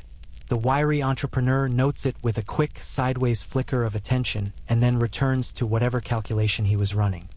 The young one starts to ask something and the veteran's eyes open again in a way that answers the question before it is completed. The quiet fourth man produces a single sentence into the subsequent silence. He says that winter is harder than summer, and that this was a summer death, which means it was probably something fast rather than something slow, and that fast is in its way more merciful. No one responds to this, but no one disagrees with it either. You sit with the information, adding it to the growing architecture of knowledge about this place that you are constructing from observation and experience and the occasional gift of direct information from the veteran. The architecture is getting more detailed every day. You know more now than you did on the first morning. You know the sounds and what they mean, the rhythms and what they indicate, the signs in other people's bodies and behavior that suggest things worth paying attention to. What you know, increasingly and with the specific clarity of direct experience, is that the human body is not well suited to this environment, and that the environment is entirely indifferent to this fact. The stone does not care about your gums. The lice have no opinion about your long-term health outcomes. The air is not malicious. It is simply what it is, the air of an enclosed space in a world that does not yet have the knowledge to make it better, and your body is navigating it as best it can, with the enormous, quiet heroism that bodies display every day without credit or recognition. You scratch the back of your neck. The itch briefly subsides. Tomorrow it will be back, and you will scratch it again, and the day after that will be the same, and the math of small persistent discomforts adds up over time to something that weighs considerably more than each individual item would suggest. But right now, in this moment, the itch has subsided, and the afternoon light is doing its slow diagonal across the cell floor, and the veteran is breathing in his meditative rhythm, and somewhere down the corridor the singing has started again. That same circular, repetitive melody, worn smooth by repetition into something almost soothing. You close your eyes. Your body hurts in 6 places simultaneously, your scalp itches, your gums are tender, and somewhere inside the wall something is moving with small, confident feet. And you are, against all reasonable expectation, still here. The summons comes on a morning that begins like every other morning, which is part of what makes it so disorienting. You have settled, in the way that humans settle into almost anything given sufficient time and insufficient alternative, into the rhythm of the cell. You know the light patterns now, which angle means early morning, which means midday, which means the afternoon is beginning its long slide toward the dark. You know the sounds. You know the food schedule in its approximate way, and the water refill schedule, and the guard rotation, and the small daily events that constitute the social calendar of your 5-person world. You have achieved, not comfort exactly, but a kind of functional familiarity with your circumstances that is, you have come to understand, one of the most important psychological resources available to a person in your situation. The known is manageable. The unknown is where the fear lives. So when the footsteps in the corridor are different, more deliberate, accompanied by a second set that has a different weight and pace, stopping at your door rather than passing it, the body registers the disruption before the mind has finished processing it.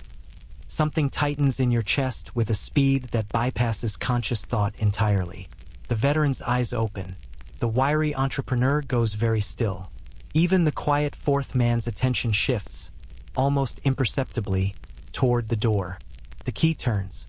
A guard you recognize from the regular rotation, and beside him someone you have not seen before. Better dressed than the guards, with the particular bearing of a person who moves through this institution as a visitor rather than an inhabitant. Someone who has authority that expresses itself in posture and expectation rather than in physical size or obvious threat. He looks at you. He says your name, or the phonetic approximation of it that exists in the intake ledger. He says you are wanted upstairs. Upstairs. In the geography of a medieval prison, upstairs is not a neutral directional term. It means outside the cell ward, into the administrative and operational levels of the institution, into the rooms where things are decided rather than endured. Can mean a hearing. It can mean a meeting with a representative, a lawyer in the loose medieval sense of someone who knows how to navigate legal proceedings, or a family member who has arranged a supervised visit. It can mean a negotiation about your case, or about your conditions, or about money. It can mean any number of things that are not necessarily bad, or not exclusively bad. Can also mean the interrogation chamber. You look at the veteran as you stand. Something passes across his face that is neither reassurance nor warning. Just acknowledgement, the look of someone who has seen this departure many times and knows that the range of outcomes is wide, and that there is nothing useful he can tell you that you don't already know in the part of yourself that is currently generating the cold feeling spreading outward from your sternum. You follow the visitor and the guard out of the cell. The door closes behind you. The corridor is different from the inside of the cell in a way that is disorienting simply by virtue of its greater size. After days in that stone room, the relatively modest width of the passage feels almost expansive, and the movement of walking freely, without the constant negotiation of shared space, has a quality of strange liberty that is immediately complicated by the guard's hand at your elbow guiding you in the appropriate direction. You go upstairs. The chamber you are brought to is not, in the dramatic register of the imagination, a torture room. It is a room, stone walls, a wooden table, a window that is larger than any you have seen since your arrest, admitting actual daylight in a quantity that makes you blink and adjust. There are two men sitting at the table, and they have documents in front of them, parchment, covered in the dense, careful script of someone whose profession requires legible handwriting, and they have the manner of people engaged in a procedural task, methodical and unhurried, with none of the theatrical menace that the word interrogation tends to conjure. This is both reassuring and, in its way, more unsettling than the theatrical version would be. Theatrical menace is something you can orient yourself against. Procedural calm is harder to read. Medieval legal procedure in the English tradition, and variants of this existed across Europe with regional differences, though the underlying logic was broadly similar, was not a system designed primarily around the concept of innocence until proven guilty in the modern sense. It was a system designed to establish facts, or a working approximation of facts sufficient for an administrative decision, using the tools and epistemological frameworks available to it. Some of those tools were documentary, the intake records, the statements of witnesses, the complaint of whoever had initiated the action against you. Some were testimonial, your own account of events, which you were expected to provide, and which would be weighed against other accounts. And some, in certain circumstances, for certain types of cases, were physical. The physical tools are what everyone has heard of, and they are not a myth. Judicial torture, the application of physical coercion to obtain confession or testimony, was a legal instrument in medieval European law, though its use was more circumscribed and procedurally regulated than popular imagination tends to assume. In the English common law tradition, it was significantly less institutionalized than in continental systems, where Roman law traditions had normalized it to a greater degree. In England, judicial torture required specific royal authorization and was applied in a relatively narrow category of cases, primarily treason and matters of direct concern to the crown, rather than being a routine tool of the ordinary criminal courts. This does not mean that coercion was absent from the English system. Pressing, the practice of placing heavy weights on a prisoner who refused to enter a plea, a process called peine forte et dure, was a legal mechanism for dealing with defendants who stood mute before the court. It was not classified as torture in contemporary legal thinking, which is a distinction that tells you something interesting about medieval legal philosophy and perhaps something slightly uncomfortable about legal philosophy in general. It was, however, unpleasant enough that it occasionally killed people, and occasionally worked as intended, in the sense that defendants under sufficient weight reconsidered their position on pleading. Historians still argue about the degree to which formal rules governing torture were observed in practice, versus being circumvented through informal coercion that left no official record. The guard who made things very unpleasant in the cell before you reached the examination room. The threat rather than the act, the sleep deprivation and food withdrawal that produced a compliant prisoner without requiring a signed warrant. The formal record shows one thing. What happened in the spaces between the formal records is considerably harder to access and considerably more morally complex. The two men at the table are asking you questions. They are asking about the events that led to your arrest, and they want the sequence of them in order with as much detail as you can provide. The tone is patient, even somewhat pleasant, the tone of people who have done this many times and have learned that the conversational approach tends to produce more usable information than the confrontational one. One of them writes as the other speaks. Occasionally they exchange a glance that you cannot fully interpret. You answer carefully. Carefully is the appropriate register here, and it is one you have been thinking about since the moment you heard the key turn this morning, running through your account in your mind, looking for the places where the sequence of events can be narrated truthfully without creating additional problems, and the places where the narrative requires particular precision. The medieval examination was not about the unfiltered truth. It was about the construction of a legible account that could be weighed against other accounts and assessed by a court. Understanding this distinction is one of the ways that people with social and legal sophistication navigated the system more successfully than those without it.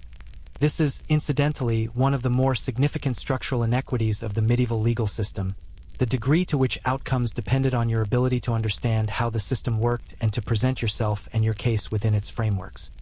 Wealthy defendants with access to legal advice, with family connections to people who knew the courts, with the education to understand what the questions were really asking and what answers would be most useful, were in a structurally different position from those who were encountering these proceedings without any of those resources and without any prior experience of navigating them. You are somewhere in the middle of this spectrum, which is the most uncertain place to be. The questioning continues for what feels like a long time, though the window light suggests it is probably less than an hour. The questions range across the events of your case, occasionally doubling back, asking about a previously covered detail from a different angle, a technique you recognize even in your current state, as designed to surface inconsistencies between your first account of something and your second account of the same thing under slightly different framing.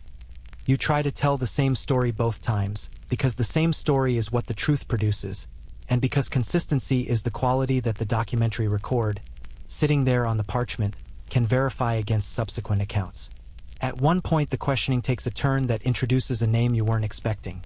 Someone else, connected to the events that led to your arrest, connected in a way that suggests the investigators have more information than you had estimated, or have drawn connections that you thought were invisible.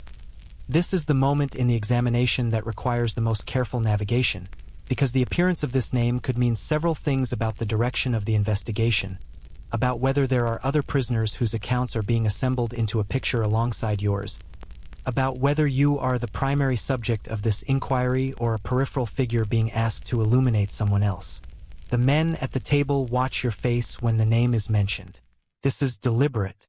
The face, in the absence of other instruments, is the medieval investigator's most readable document. You keep your expression as flat as you can manage, which is imperfect, because you are not a trained actor and because the surprise was genuine. But flat is better than the alternative.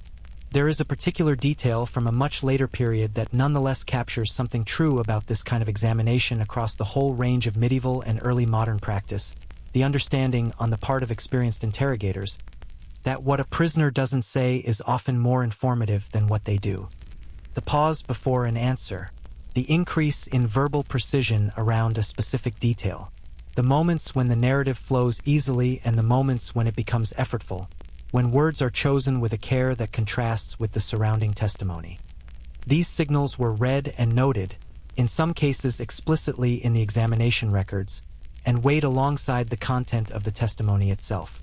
There is a quirky detail from the records of the Papal Inquisition, an institution that represents an extreme end of the medieval interrogation spectrum, but that produced extraordinarily detailed procedural documentation, suggesting that inquisitors were specifically trained to notice and record not just what defendants said but the manner and emotional register in which they said it, understanding that the emotional accompaniment of testimony was itself a form of evidence. Whether this level of psychological sophistication was applied in an ordinary English county jail examination is debatable, but the principle that how you answered mattered as much as what you answered was widespread enough to be considered a general feature of medieval judicial culture. The examination ends, eventually, without any dramatic conclusion. There is no verdict, no sentencing, no clarity offered about what happens next. This is appropriate to the stage of proceedings. You are not at trial, you are at examination, and the function of examination is to collect information, not to resolve it. The men at the table produce a document and ask you to make your mark on it, or to sign it if you can write, which is your attestation that the record of your testimony has been accurately taken. You examine the document as carefully as you can. It is dense with legal language, and your literacy, whatever level it is at, is being tested by a specialized vocabulary, and then you make your mark. They tell you nothing as you leave. The guard walks you back down the corridor, back through the transition from the administrative level to the cell ward, back through the door that closes behind you with the same final sound it made on the first day. The cell reassembles around you, the veteran in his corner, the wiry entrepreneur watching you with eyes that are asking a question without voicing it, the quiet fourth man apparently unchanged, the young one's head coming up with the alertness of someone responding to a return. The veteran doesn't ask anything. He looks at you, reads something in whatever your face is doing, and nods once. Then he closes his eyes. The wiry entrepreneur gives it perhaps 2 minutes before he says, with the casual tone of someone remarking on the weather, that the upstairs room with the big window means court business rather than the other kind, which he says is generally a better outcome than the alternative in his experience. You absorb this information. The other kind. You decide, sitting back in your corner with your aching joints and your itching scalp and the residual cold feeling still slowly vacating your chest, that you are not going to ask what the other kind involves in any more detail. You have gathered enough today. The imagination can be relied upon to supply the rest, and sometimes the imagination, terrible as it is more merciful than the facts. 3 days after the examination, a small miracle arrives in the form of a meat pie. It comes wrapped in a cloth that has clearly traveled some distance, tucked inside a larger bundle that a guard delivers to the cell door with the professional indifference of someone making a routine delivery, which is exactly what it is from his perspective. For you, standing in that cell on your 9th or 10th day, the count has become genuinely uncertain, which is itself a small psychological landmark.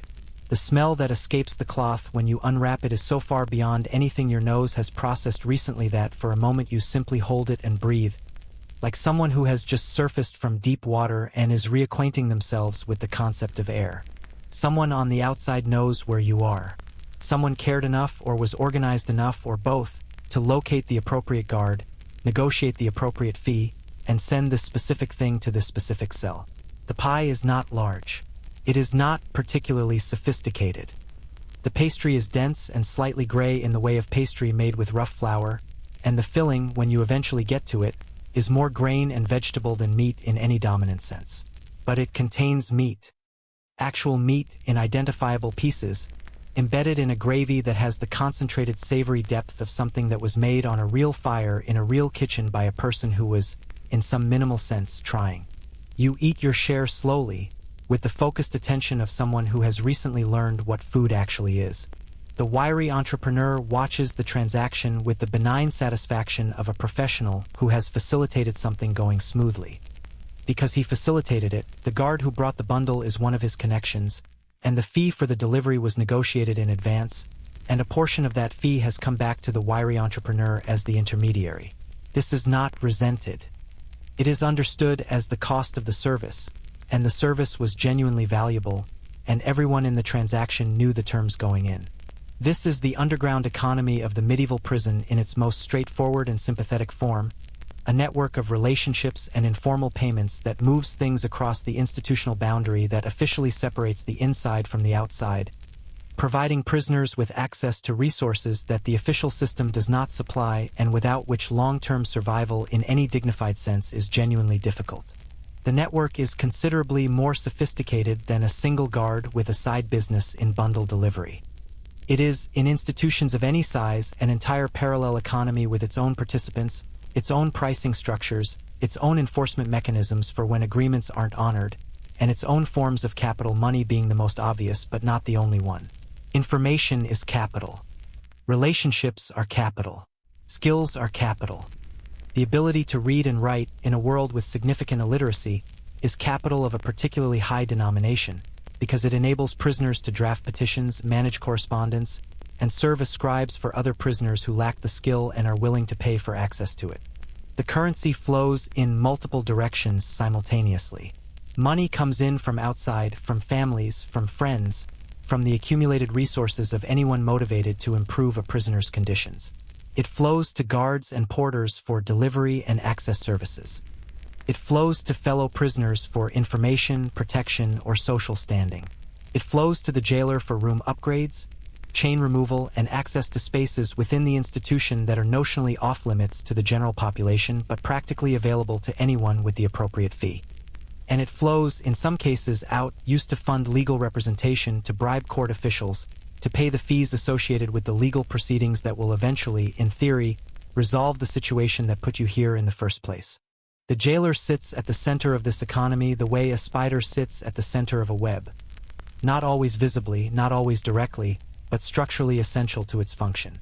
His official role is institutional management. His practical role is the administration of a revenue-generating operation in which the prisoners are simultaneously the product, the customers, and the raw material. He controls access to better cells, to outdoor space, to visiting privileges, to the quality and quantity of the official food ration, to the presence or absence of chains, all the variables that determine whether your imprisonment is merely unpleasant or comprehensively miserable. Each of these variables is, in practice, negotiable, and the negotiation runs through him. The Fleet prison's records from the medieval and early modern periods are unusually rich in documentation of exactly this economy, because the Fleet was periodically investigated by parliamentary committees or royal commissions concerned with the quality of its administration, and these investigations generated testimony from prisoners, former prisoners, and guards that describes the unofficial economy in specific, granular detail. Prisoners testified about paying garnish, about fees for cell upgrades, about payments for the removal of leg irons, about the charges for access to the yard, about the cut taken from every package delivered. Guards testified, when they testified at all, with the careful vagueness of people who understood exactly how much they were willing to put on the official record. Historians still argue about whether the jailer's economic role should be understood as corruption, a deviation from a system that was supposed to work differently, or as the actual intended design of the system, a privatized form of prison administration in which the jailer was expected to fund his operation through exactly these mechanisms, with the official ration and the official fee structure representing the baseline from which a much more complex set of transactions would naturally emerge. The distinction matters less in practice than in principle, because the effect on prisoners was the same regardless of which interpretive framework you apply. What matters for you right now is understanding how to operate within it. The wiry entrepreneur is your primary educator in this regard, not because he has volunteered for the role, but because his own interests are served by having functional trading partners, and a well-informed partner is more useful than an ignorant one. Over the days following the meat pie, he begins to walk you through the economy structure with the patient explanatory mode of someone who has been here long enough to find the whole thing interesting rather than merely urgent. There are, he explains, several categories of guard, and they need to be understood distinctly rather than as a uniform group. There are guards who will accept money for services and can be relied upon to deliver what they promise, which makes them valuable partners even if the prices they charge are steep. There are guards who will accept money and not necessarily deliver, which makes them a risk to be managed carefully and engaged with only when the potential benefit is high enough to justify the loss if they default. There are guards who will not accept money at all, and who are, counterintuitively, the most dangerous category. Not because they are hostile, they are often professionally courteous, but because they are unpredictable in the economy's terms and because their refusal to participate in the informal system sometimes generates an institutional rigidity that causes problems when flexibility is needed. Knowing which category each guard falls into is, he says, something that takes time and observation, and it is one of the pieces of institutional knowledge that has genuine survival value and that long-term prisoners accumulate and protect as an asset. The information economy runs alongside the material one.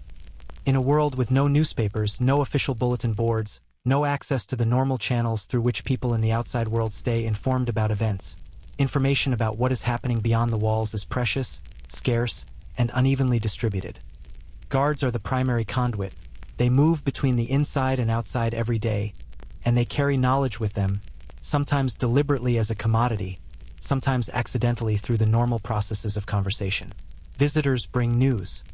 New prisoners arrive, and their arrival is a significant information event, because they come from outside and carry with them fresh data about the world, the city, the courts, the political landscape. New prisoners are, in fact, interrogated socially with a thoroughness that rivals the official examination upstairs, though the goals are different. The official examination wants to know what happened in the events leading to the arrest. The social interrogation wants to know everything else. What is the mood in the city? What cases are being heard at the current sessions? What has happened with any of the ongoing political or legal matters that might affect the prisoners already in residence? Information about court schedules is particularly valuable, because it allows prisoners to estimate when their own cases might come up, and estimation, however rough, is better than the pure formlessness of not knowing. You have, by this point in your stay, accumulated enough institutional knowledge to begin participating in the economy in a limited way. You have something that the wiry entrepreneur identified early and flagged as a tradable asset. You can read. Not everyone in the cell can. Not everyone in the ward can. The ability to parse a document, to render written communication into spoken language, to draft a letter or a petition with reasonable competence, is a service that several of your fellow prisoners would pay for in whatever currency they have available. The first petition you draft is for the young one. He approaches you about it with a combination of pride and desperation that is painful to observe. The pride of someone who does not want to need help, the desperation of someone who has reached the point where the alternative to asking for help is worse than the asking. He needs to communicate with his family about his case, specifically about a piece of information that has emerged from the examination process that he doesn't know how to navigate, and he needs the communication to be formal enough to be taken seriously by the recipient but not so legalistic that it requires a professional advocate to have written it. You spend the better part of an afternoon on it, with a piece of parchment and a writing implement that the wiry entrepreneur procures through channels you have learned not to ask about in detail. You draft and redraft mentally because parchment is expensive and errors are difficult to correct, and when you finally commit to the physical writing you work slowly and carefully, in the clearest hand you can manage.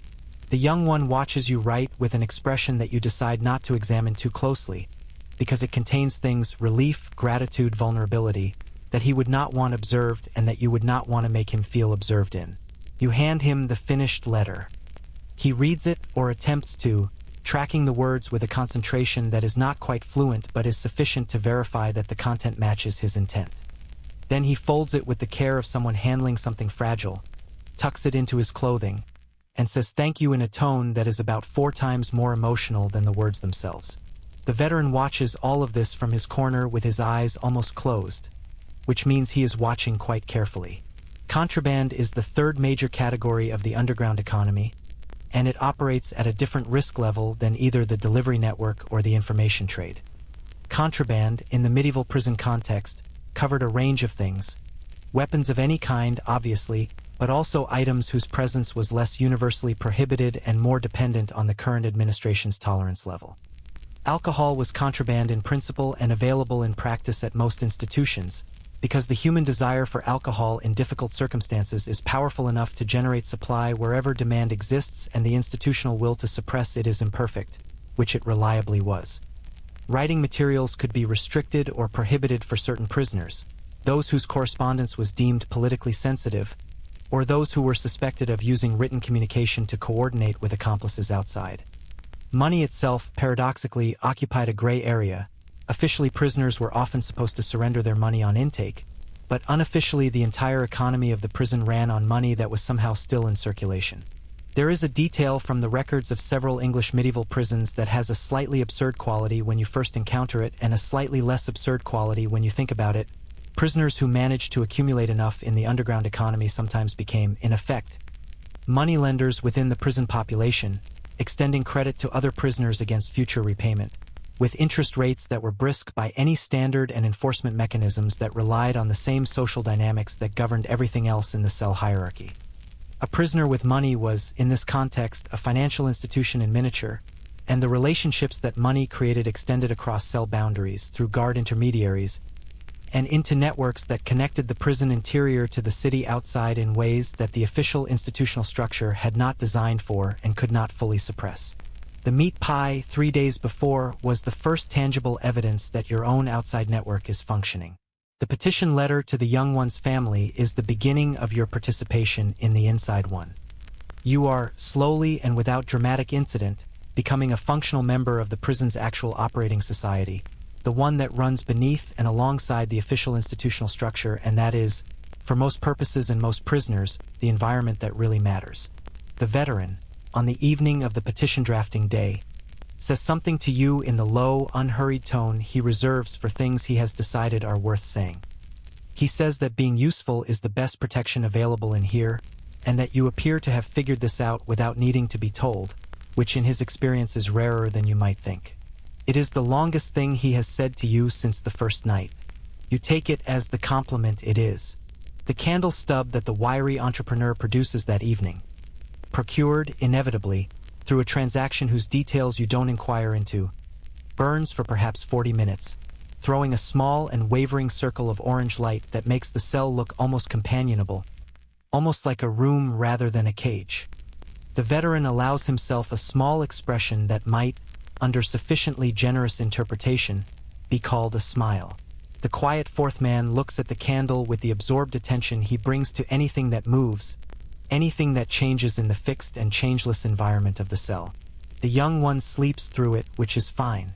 Some things are best appreciated by the people who have been here long enough to know what the absence of them actually means. The candle burns. The shadows move. Outside, The city continues its enormous, indifferent life, full of people who went to bed in their own homes tonight without thinking about any of this at all. Inside, for 40 minutes, there is light. Time does something strange after the first month. It doesn't slow down exactly, though that is the word people reach for when they try to describe it from the outside, imagining that captivity must stretch each minute into something interminable. What it actually does is more disorienting than simple slowness. It loses texture. The days, which in the first week were individually distinct. This was the day of the examination, this was the day the meat pie arrived, this was the day the man 2 cells down stopped coughing because he had stopped breathing, begin to blur at the edges, to bleed into each other in a way that makes the sequence uncertain. You know things happened, and you know roughly when, but the precise order becomes harder to reconstruct, and the effort of reconstructing it begins to seem less important than the effort of simply continuing. This is not unique to you. It is not a personal failing or a sign of unusual psychological fragility. It is what captivity does to the human experience of time, and it has been documented with remarkable consistency across every period and culture in which people have written about imprisonment from the inside. The medieval sources that survive, and they are fewer and more fragmentary than later periods, but they exist, describe this temporal dissolution in language that resonates with accounts from the 19th century, the 20th century, any era in which people have been held against their will long enough for the effect to manifest. The mind needs the texture of varied experience to organize time into a coherent sequence. When experience becomes sufficiently uniform, the filing system breaks down. You are somewhere past a month now. Give or take the uncertainty that has crept into your counting. The strip of sky in the high window has cycled through enough weather variations to give you a rough seasonal calibration, but the specific date has become a number you no longer feel confident asserting. This bothers you less than you would have expected. That itself bothers you slightly, the fact that the not knowing bothers you less. You file this observation away in the mental ledger you have been keeping of your own psychological state, which has become one of your primary occupations and one of the more important survival tools available in an environment that offers few others.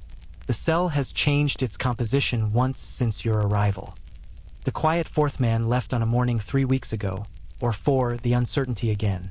Taken upstairs and not returned, which could mean several things and about which the veteran offered no speculation, maintaining the careful epistemic discipline of someone who has learned not to invest in outcomes he cannot verify. The young one asked around and came back with a fragment of information suggesting a release, a case resolved, which produced a round of something in the cell that was not quite celebration but was adjacent to it, a collective exhale of vicarious relief at the evidence that the system could, occasionally, produce an exit rather than just an extended stay.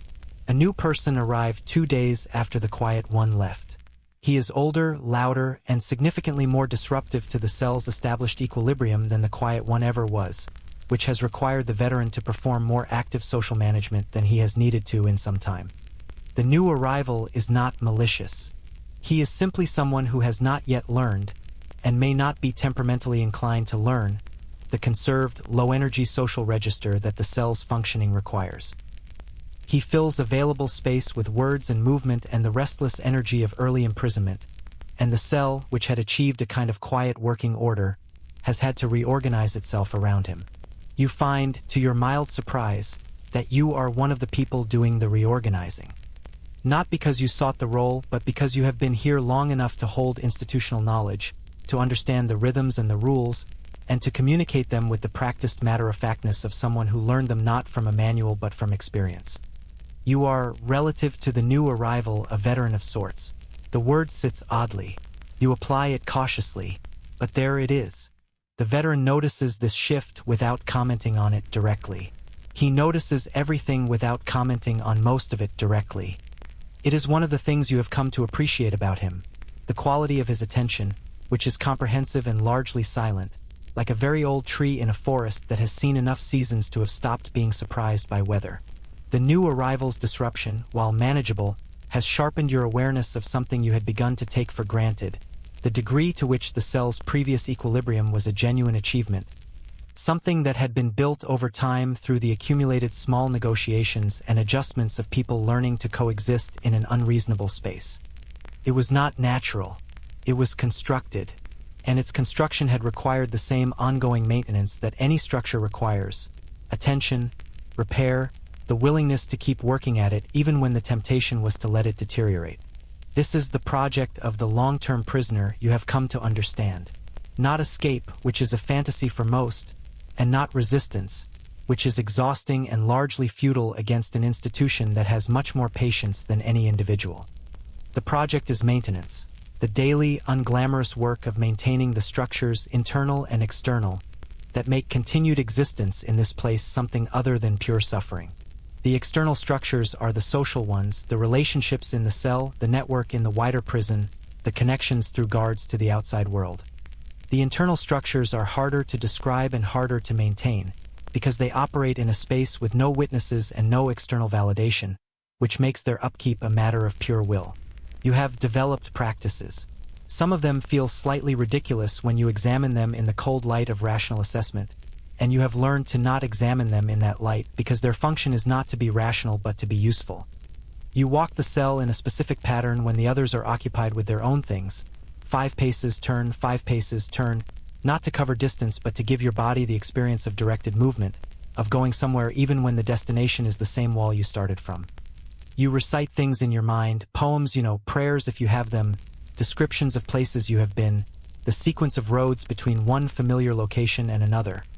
Not because the content matters, but because the linear, sequential activity of recitation exercises the narrative part of your brain that the uniform days are threatening to atrophy.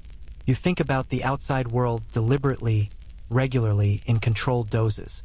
This requires calibration, because thinking about the outside world without calibration can tip from useful memory maintenance into a spiral of longing and loss that serves no one.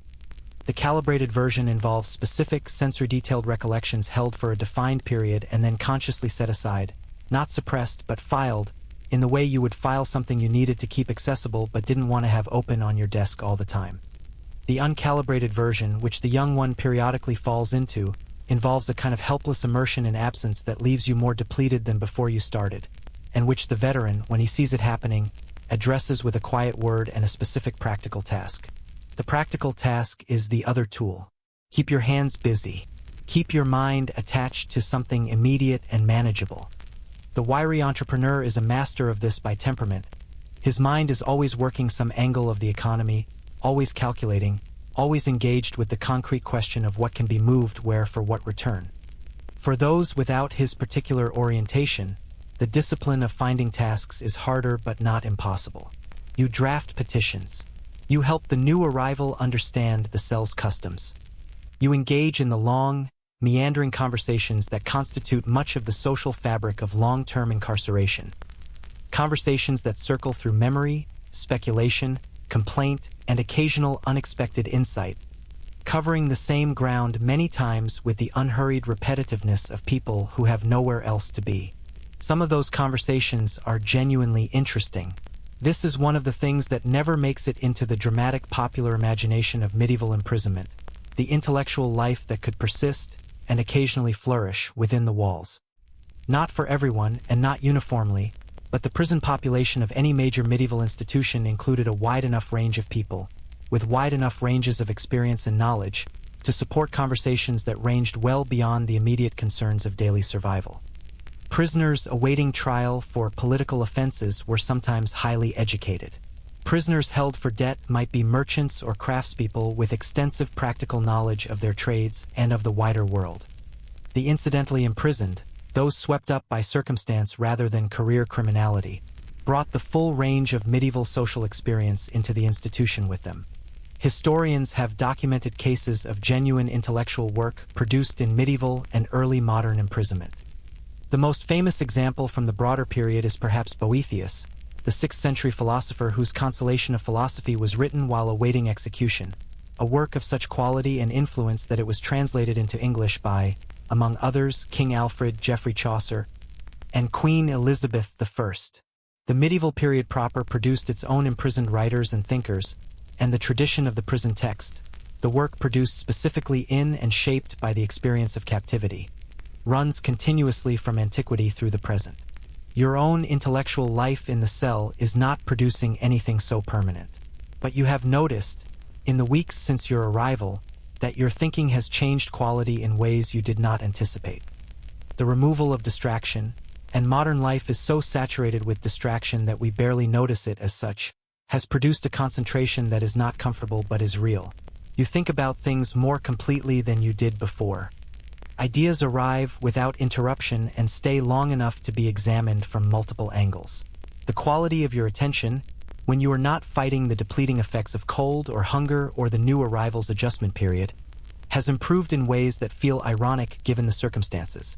The madness question deserves its own attention here because it is real, and because the historical record takes it seriously, and because you are seeing its early signs in the cell if you know how to look. Not in yourself or not primarily, though the line between the psychological adaptations you are making and the beginning of something more concerning is not always clear, and you monitor it with the vigilant uncertainty of someone who knows the territory is ambiguous. The signs you are watching are in the young one, who has been here long enough now to have moved past the first energetic phase of imprisonment and into a second phase that is quieter and more worrying. He sleeps more than before. Not the healthy, restorative sleep of a body managing its energy budget, but the heavy, effortful sleep of someone whose waking hours have become something they need to escape from. When he is awake, he is increasingly interior, not in the deliberate, self-contained way of the quiet fourth man, who chose his interiority as a strategy, but in the way of someone who has begun to lose the thread connecting them to the shared social world of the cell. The veteran addresses this with the same practical methodology he applies to everything. He finds tasks for the young one. He initiates conversations, not therapeutic conversations but ordinary ones, about ordinary things, food and weather and the sounds of the city that occasionally filter in from outside. He keeps the young one tethered to the present, to the specific and the concrete, with the patient persistence of someone who understands that the tether is important and that it requires maintenance. This is, in its way, one of the most human things you have witnessed in this place. Not dramatic, not visible as heroism in any conventional sense. Just the daily, quiet work of one person using their experience and attention to keep another person from going somewhere very difficult to come back from. Medieval accounts of prison madness, psychological deterioration under the conditions of long-term captivity, are scattered through the historical record in ways that are difficult to quantify but impossible to ignore. Petitions for release frequently cite mental deterioration as a ground for mercy, describing prisoners who have become confused, withdrawn, or incoherent after extended captivity. The language used is the language of its time, framing what we would now recognize as depression, dissociation, or acute anxiety within the available medieval vocabulary for mental disturbance. But the underlying phenomenology, the withdrawal, the sleep disruption, the loss of tether to shared reality, is recognizable across the linguistic distance. Historians still argue about the degree to which these petitions should be taken as literal descriptions of mental state versus strategic framings designed to appeal to the mercy of courts and administrators. And the answer is almost certainly that they were both simultaneously, that the deterioration was real and that the decision to foreground it in a petition was strategic, and that these two facts are not in any tension. You are not deteriorating. Not in the acute way, not yet. The practices help. The work helps. The relationships in the cell, imperfect and complex as they are, help in ways that would have seemed abstract before you experienced their absence as the alternative. But you are changed. You feel this with the clarity of someone who has been paying attention to themselves as a survival strategy rather than as a self-indulgence.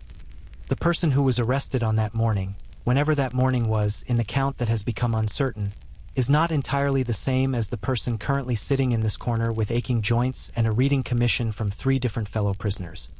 Something has been stripped away that is not, in itself, a bad thing to lose, a certain unconscious assumption about the world's reliability, a certain comfort with not knowing how contingent things are, but which leaves behind a rawness, a new sensitivity to the texture of ordinary experience, that you suspect will persist long after you leave this place. If you leave this place, the thought arrives without drama, as the difficult thoughts tend to do after a certain amount of time in here. You sit with it for a moment, which is the appropriate response. Not suppression, not catastrophizing, just acknowledgement. The outcome is uncertain. You know this. The examination happened, the petition was drafted and sent, the wheels of the legal system are turning at whatever speed they turn at. which is the speed of an institution that has been doing this for centuries and has never found a reason to hurry. Outside, right now, it is evening, probably. The strip of sky through the high window has gone the dark blue that precedes full night. Somewhere in the city, people are finishing their days, closing up shops, returning to homes with fires and food and the ordinary, inestimable luxury of walls that are yours by choice rather than by enforcement. You watch the blue deepen through the high window. The veteran begins his meditative breathing in the corner. The wiry entrepreneur has gone quiet for the night, his calculations apparently complete for the day. The young one is already asleep, which is either recovery or concern, and you make a mental note to pay attention tomorrow, to which it turns out to be. The new arrival has, finally, found his way to stillness. The cell breathes. You close your eyes and you do the recitation. Roads, places, faces, the sensory details of a world that is still there, still real, still waiting outside these walls with the patient indifference of all the things that continue whether or not you are present to observe them. The dark comes fully. You are still here. The morning your case is called feels, at first, like every other morning.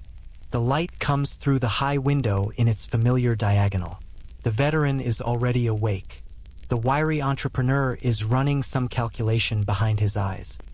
The young one surfaces from sleep with his usual blinking slowness, and the new arrival, who has by now settled into the cell's rhythms with the gradual compliance of someone who has finally stopped fighting the current, turns over in the straw and says nothing, which is an improvement over his first weeks.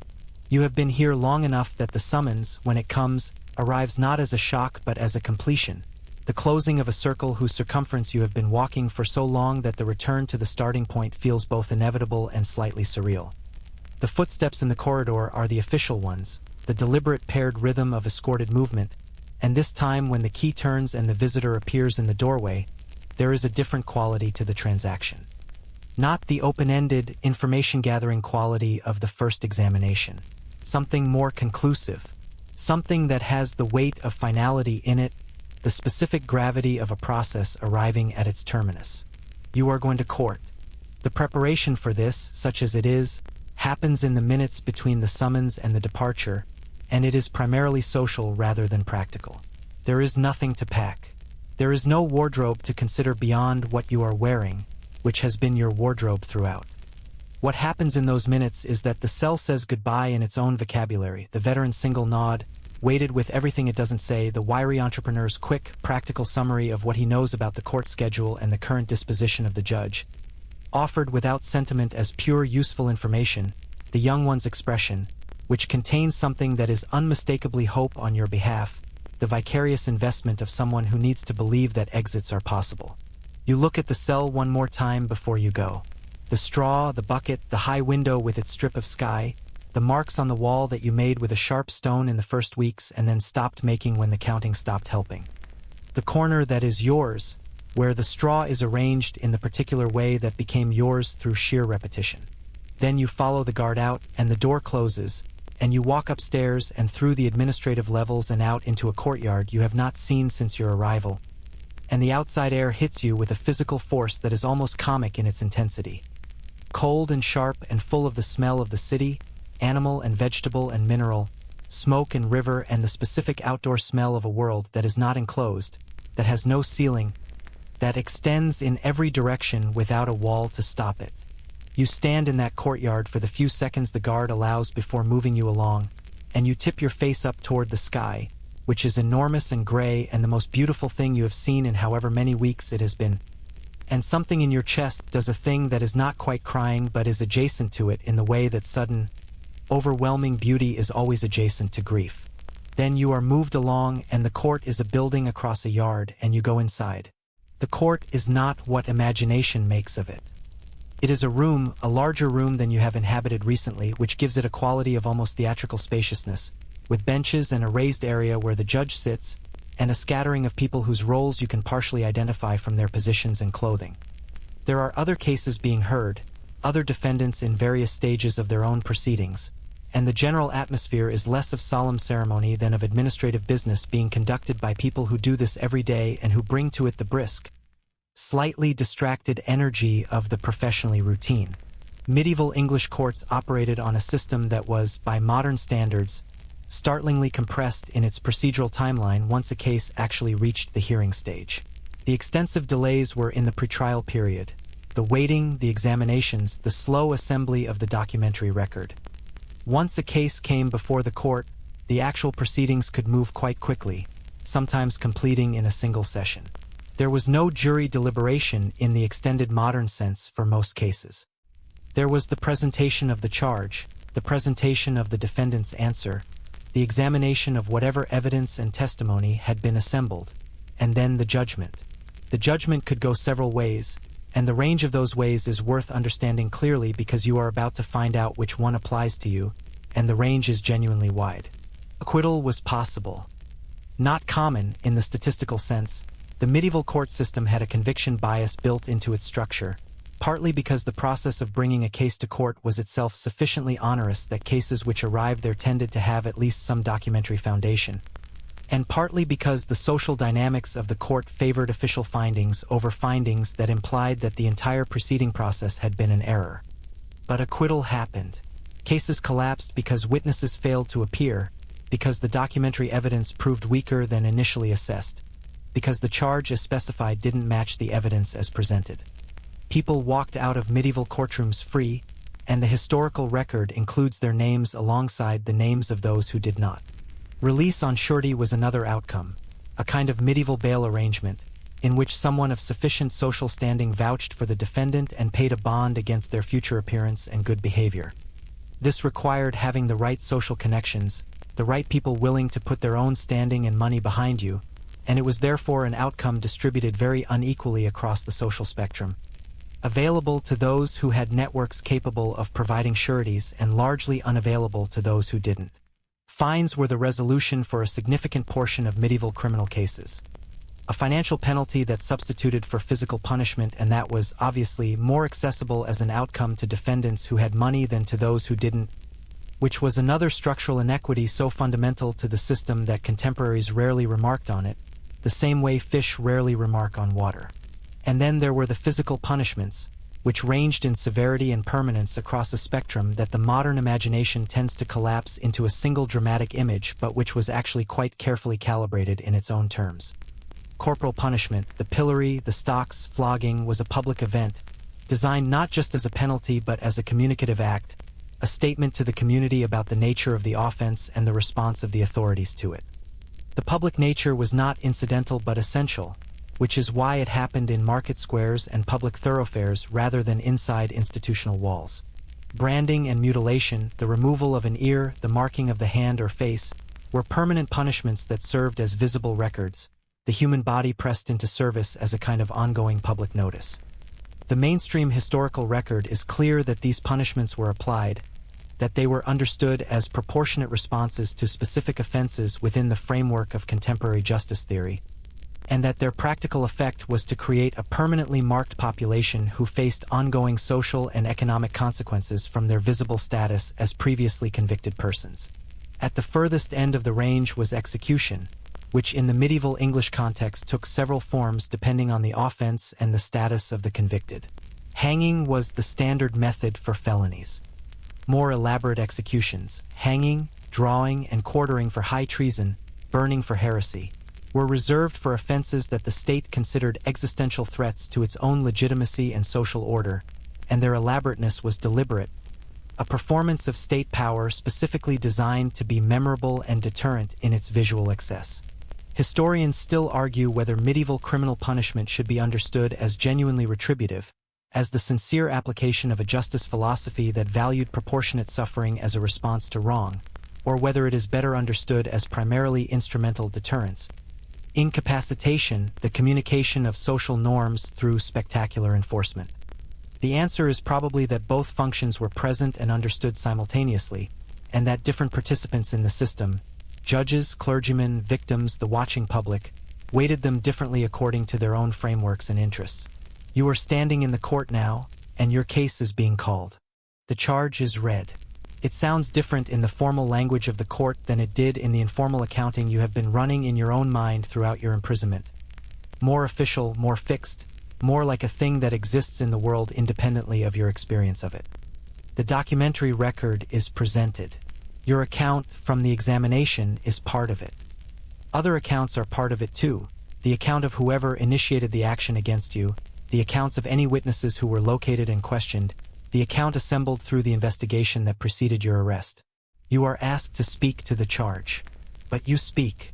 And in the speaking, something clarifies, not the outcome, which remains unknown, but something about the experience itself, about what it means to give account of yourself before a formal authority, to translate the lived texture of the events that brought you here into the flattened, sequential language that official proceedings require.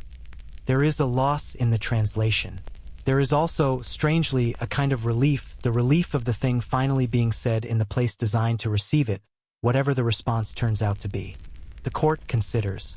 In the waiting, in that suspended interval between your speaking and the judgment, time does the same thing it does in the cell but compressed. The texture disappears, and there is only the present moment, the room, the faces of the men who will decide, and the strange floating quality of a consciousness that has done everything it can do and is now entirely at the mercy of forces outside itself. The judgment comes. What it is, precisely, matters less than you might think for the purposes of what we are exploring here. Because the truth is that whether you walk out of this court free, or walk out with a fine that will take years to pay, or walk out with a mark on your hand that you will carry for the rest of your life, or are returned to the cell for a further period pending a further proceeding, in every version of this outcome, you are not the same person who was arrested on that morning that now feels like it belongs to a different life. The cell changed you, not in the Gothic, dramatic sense of destroying you, though it came closer to that in some weeks than in others, and it came closer for some of your cellmates than for you. It changed you in the quieter, more lasting sense of stripping away the assumptions you didn't know you were carrying, about safety, about contingency, about the reliability of the world's willingness to leave you alone. It gave you, in the place of those assumptions, something harder and less comfortable but more accurate. A direct, embodied knowledge of how thin the membrane is between the ordinary life and the extraordinary suffering, and how little it takes to pass through it in one direction. You know things now that you didn't know before. You know how to read a room full of people who have nothing but time and grievance and occasional generosity. You know the social architecture of scarcity, how hierarchies form, how they're maintained, how they can be navigated by someone willing to pay attention. You know that the human capacity for adaptation is larger than you thought, and that this is simultaneously a comfort and a warning, because the same adaptability that allowed you to survive in the cell is the adaptability that allowed everyone else in the cell to normalize conditions that should not be normal, that no one should have to normalize. You know the veteran's breathing rhythm. You know the wiry entrepreneur's particular calculating stillness. You know the young one's tells for when the darkness is getting too heavy, and you know that the practical task, the specific, manageable, immediate task, is the best thing to offer when that happens. You know the sound of the food cart from 3 corridors away, and the sound of the key turning in a lock that means something official, and the sound of rats moving along the base of the wall that means nothing at all and is just the sound of the building being alive in its own way. You carry all of this out of the court with you, tucked inside whatever the outcome is, inseparable now from whoever you are and whoever you are going to be. The cobblestones of the courtyard are uneven under your feet.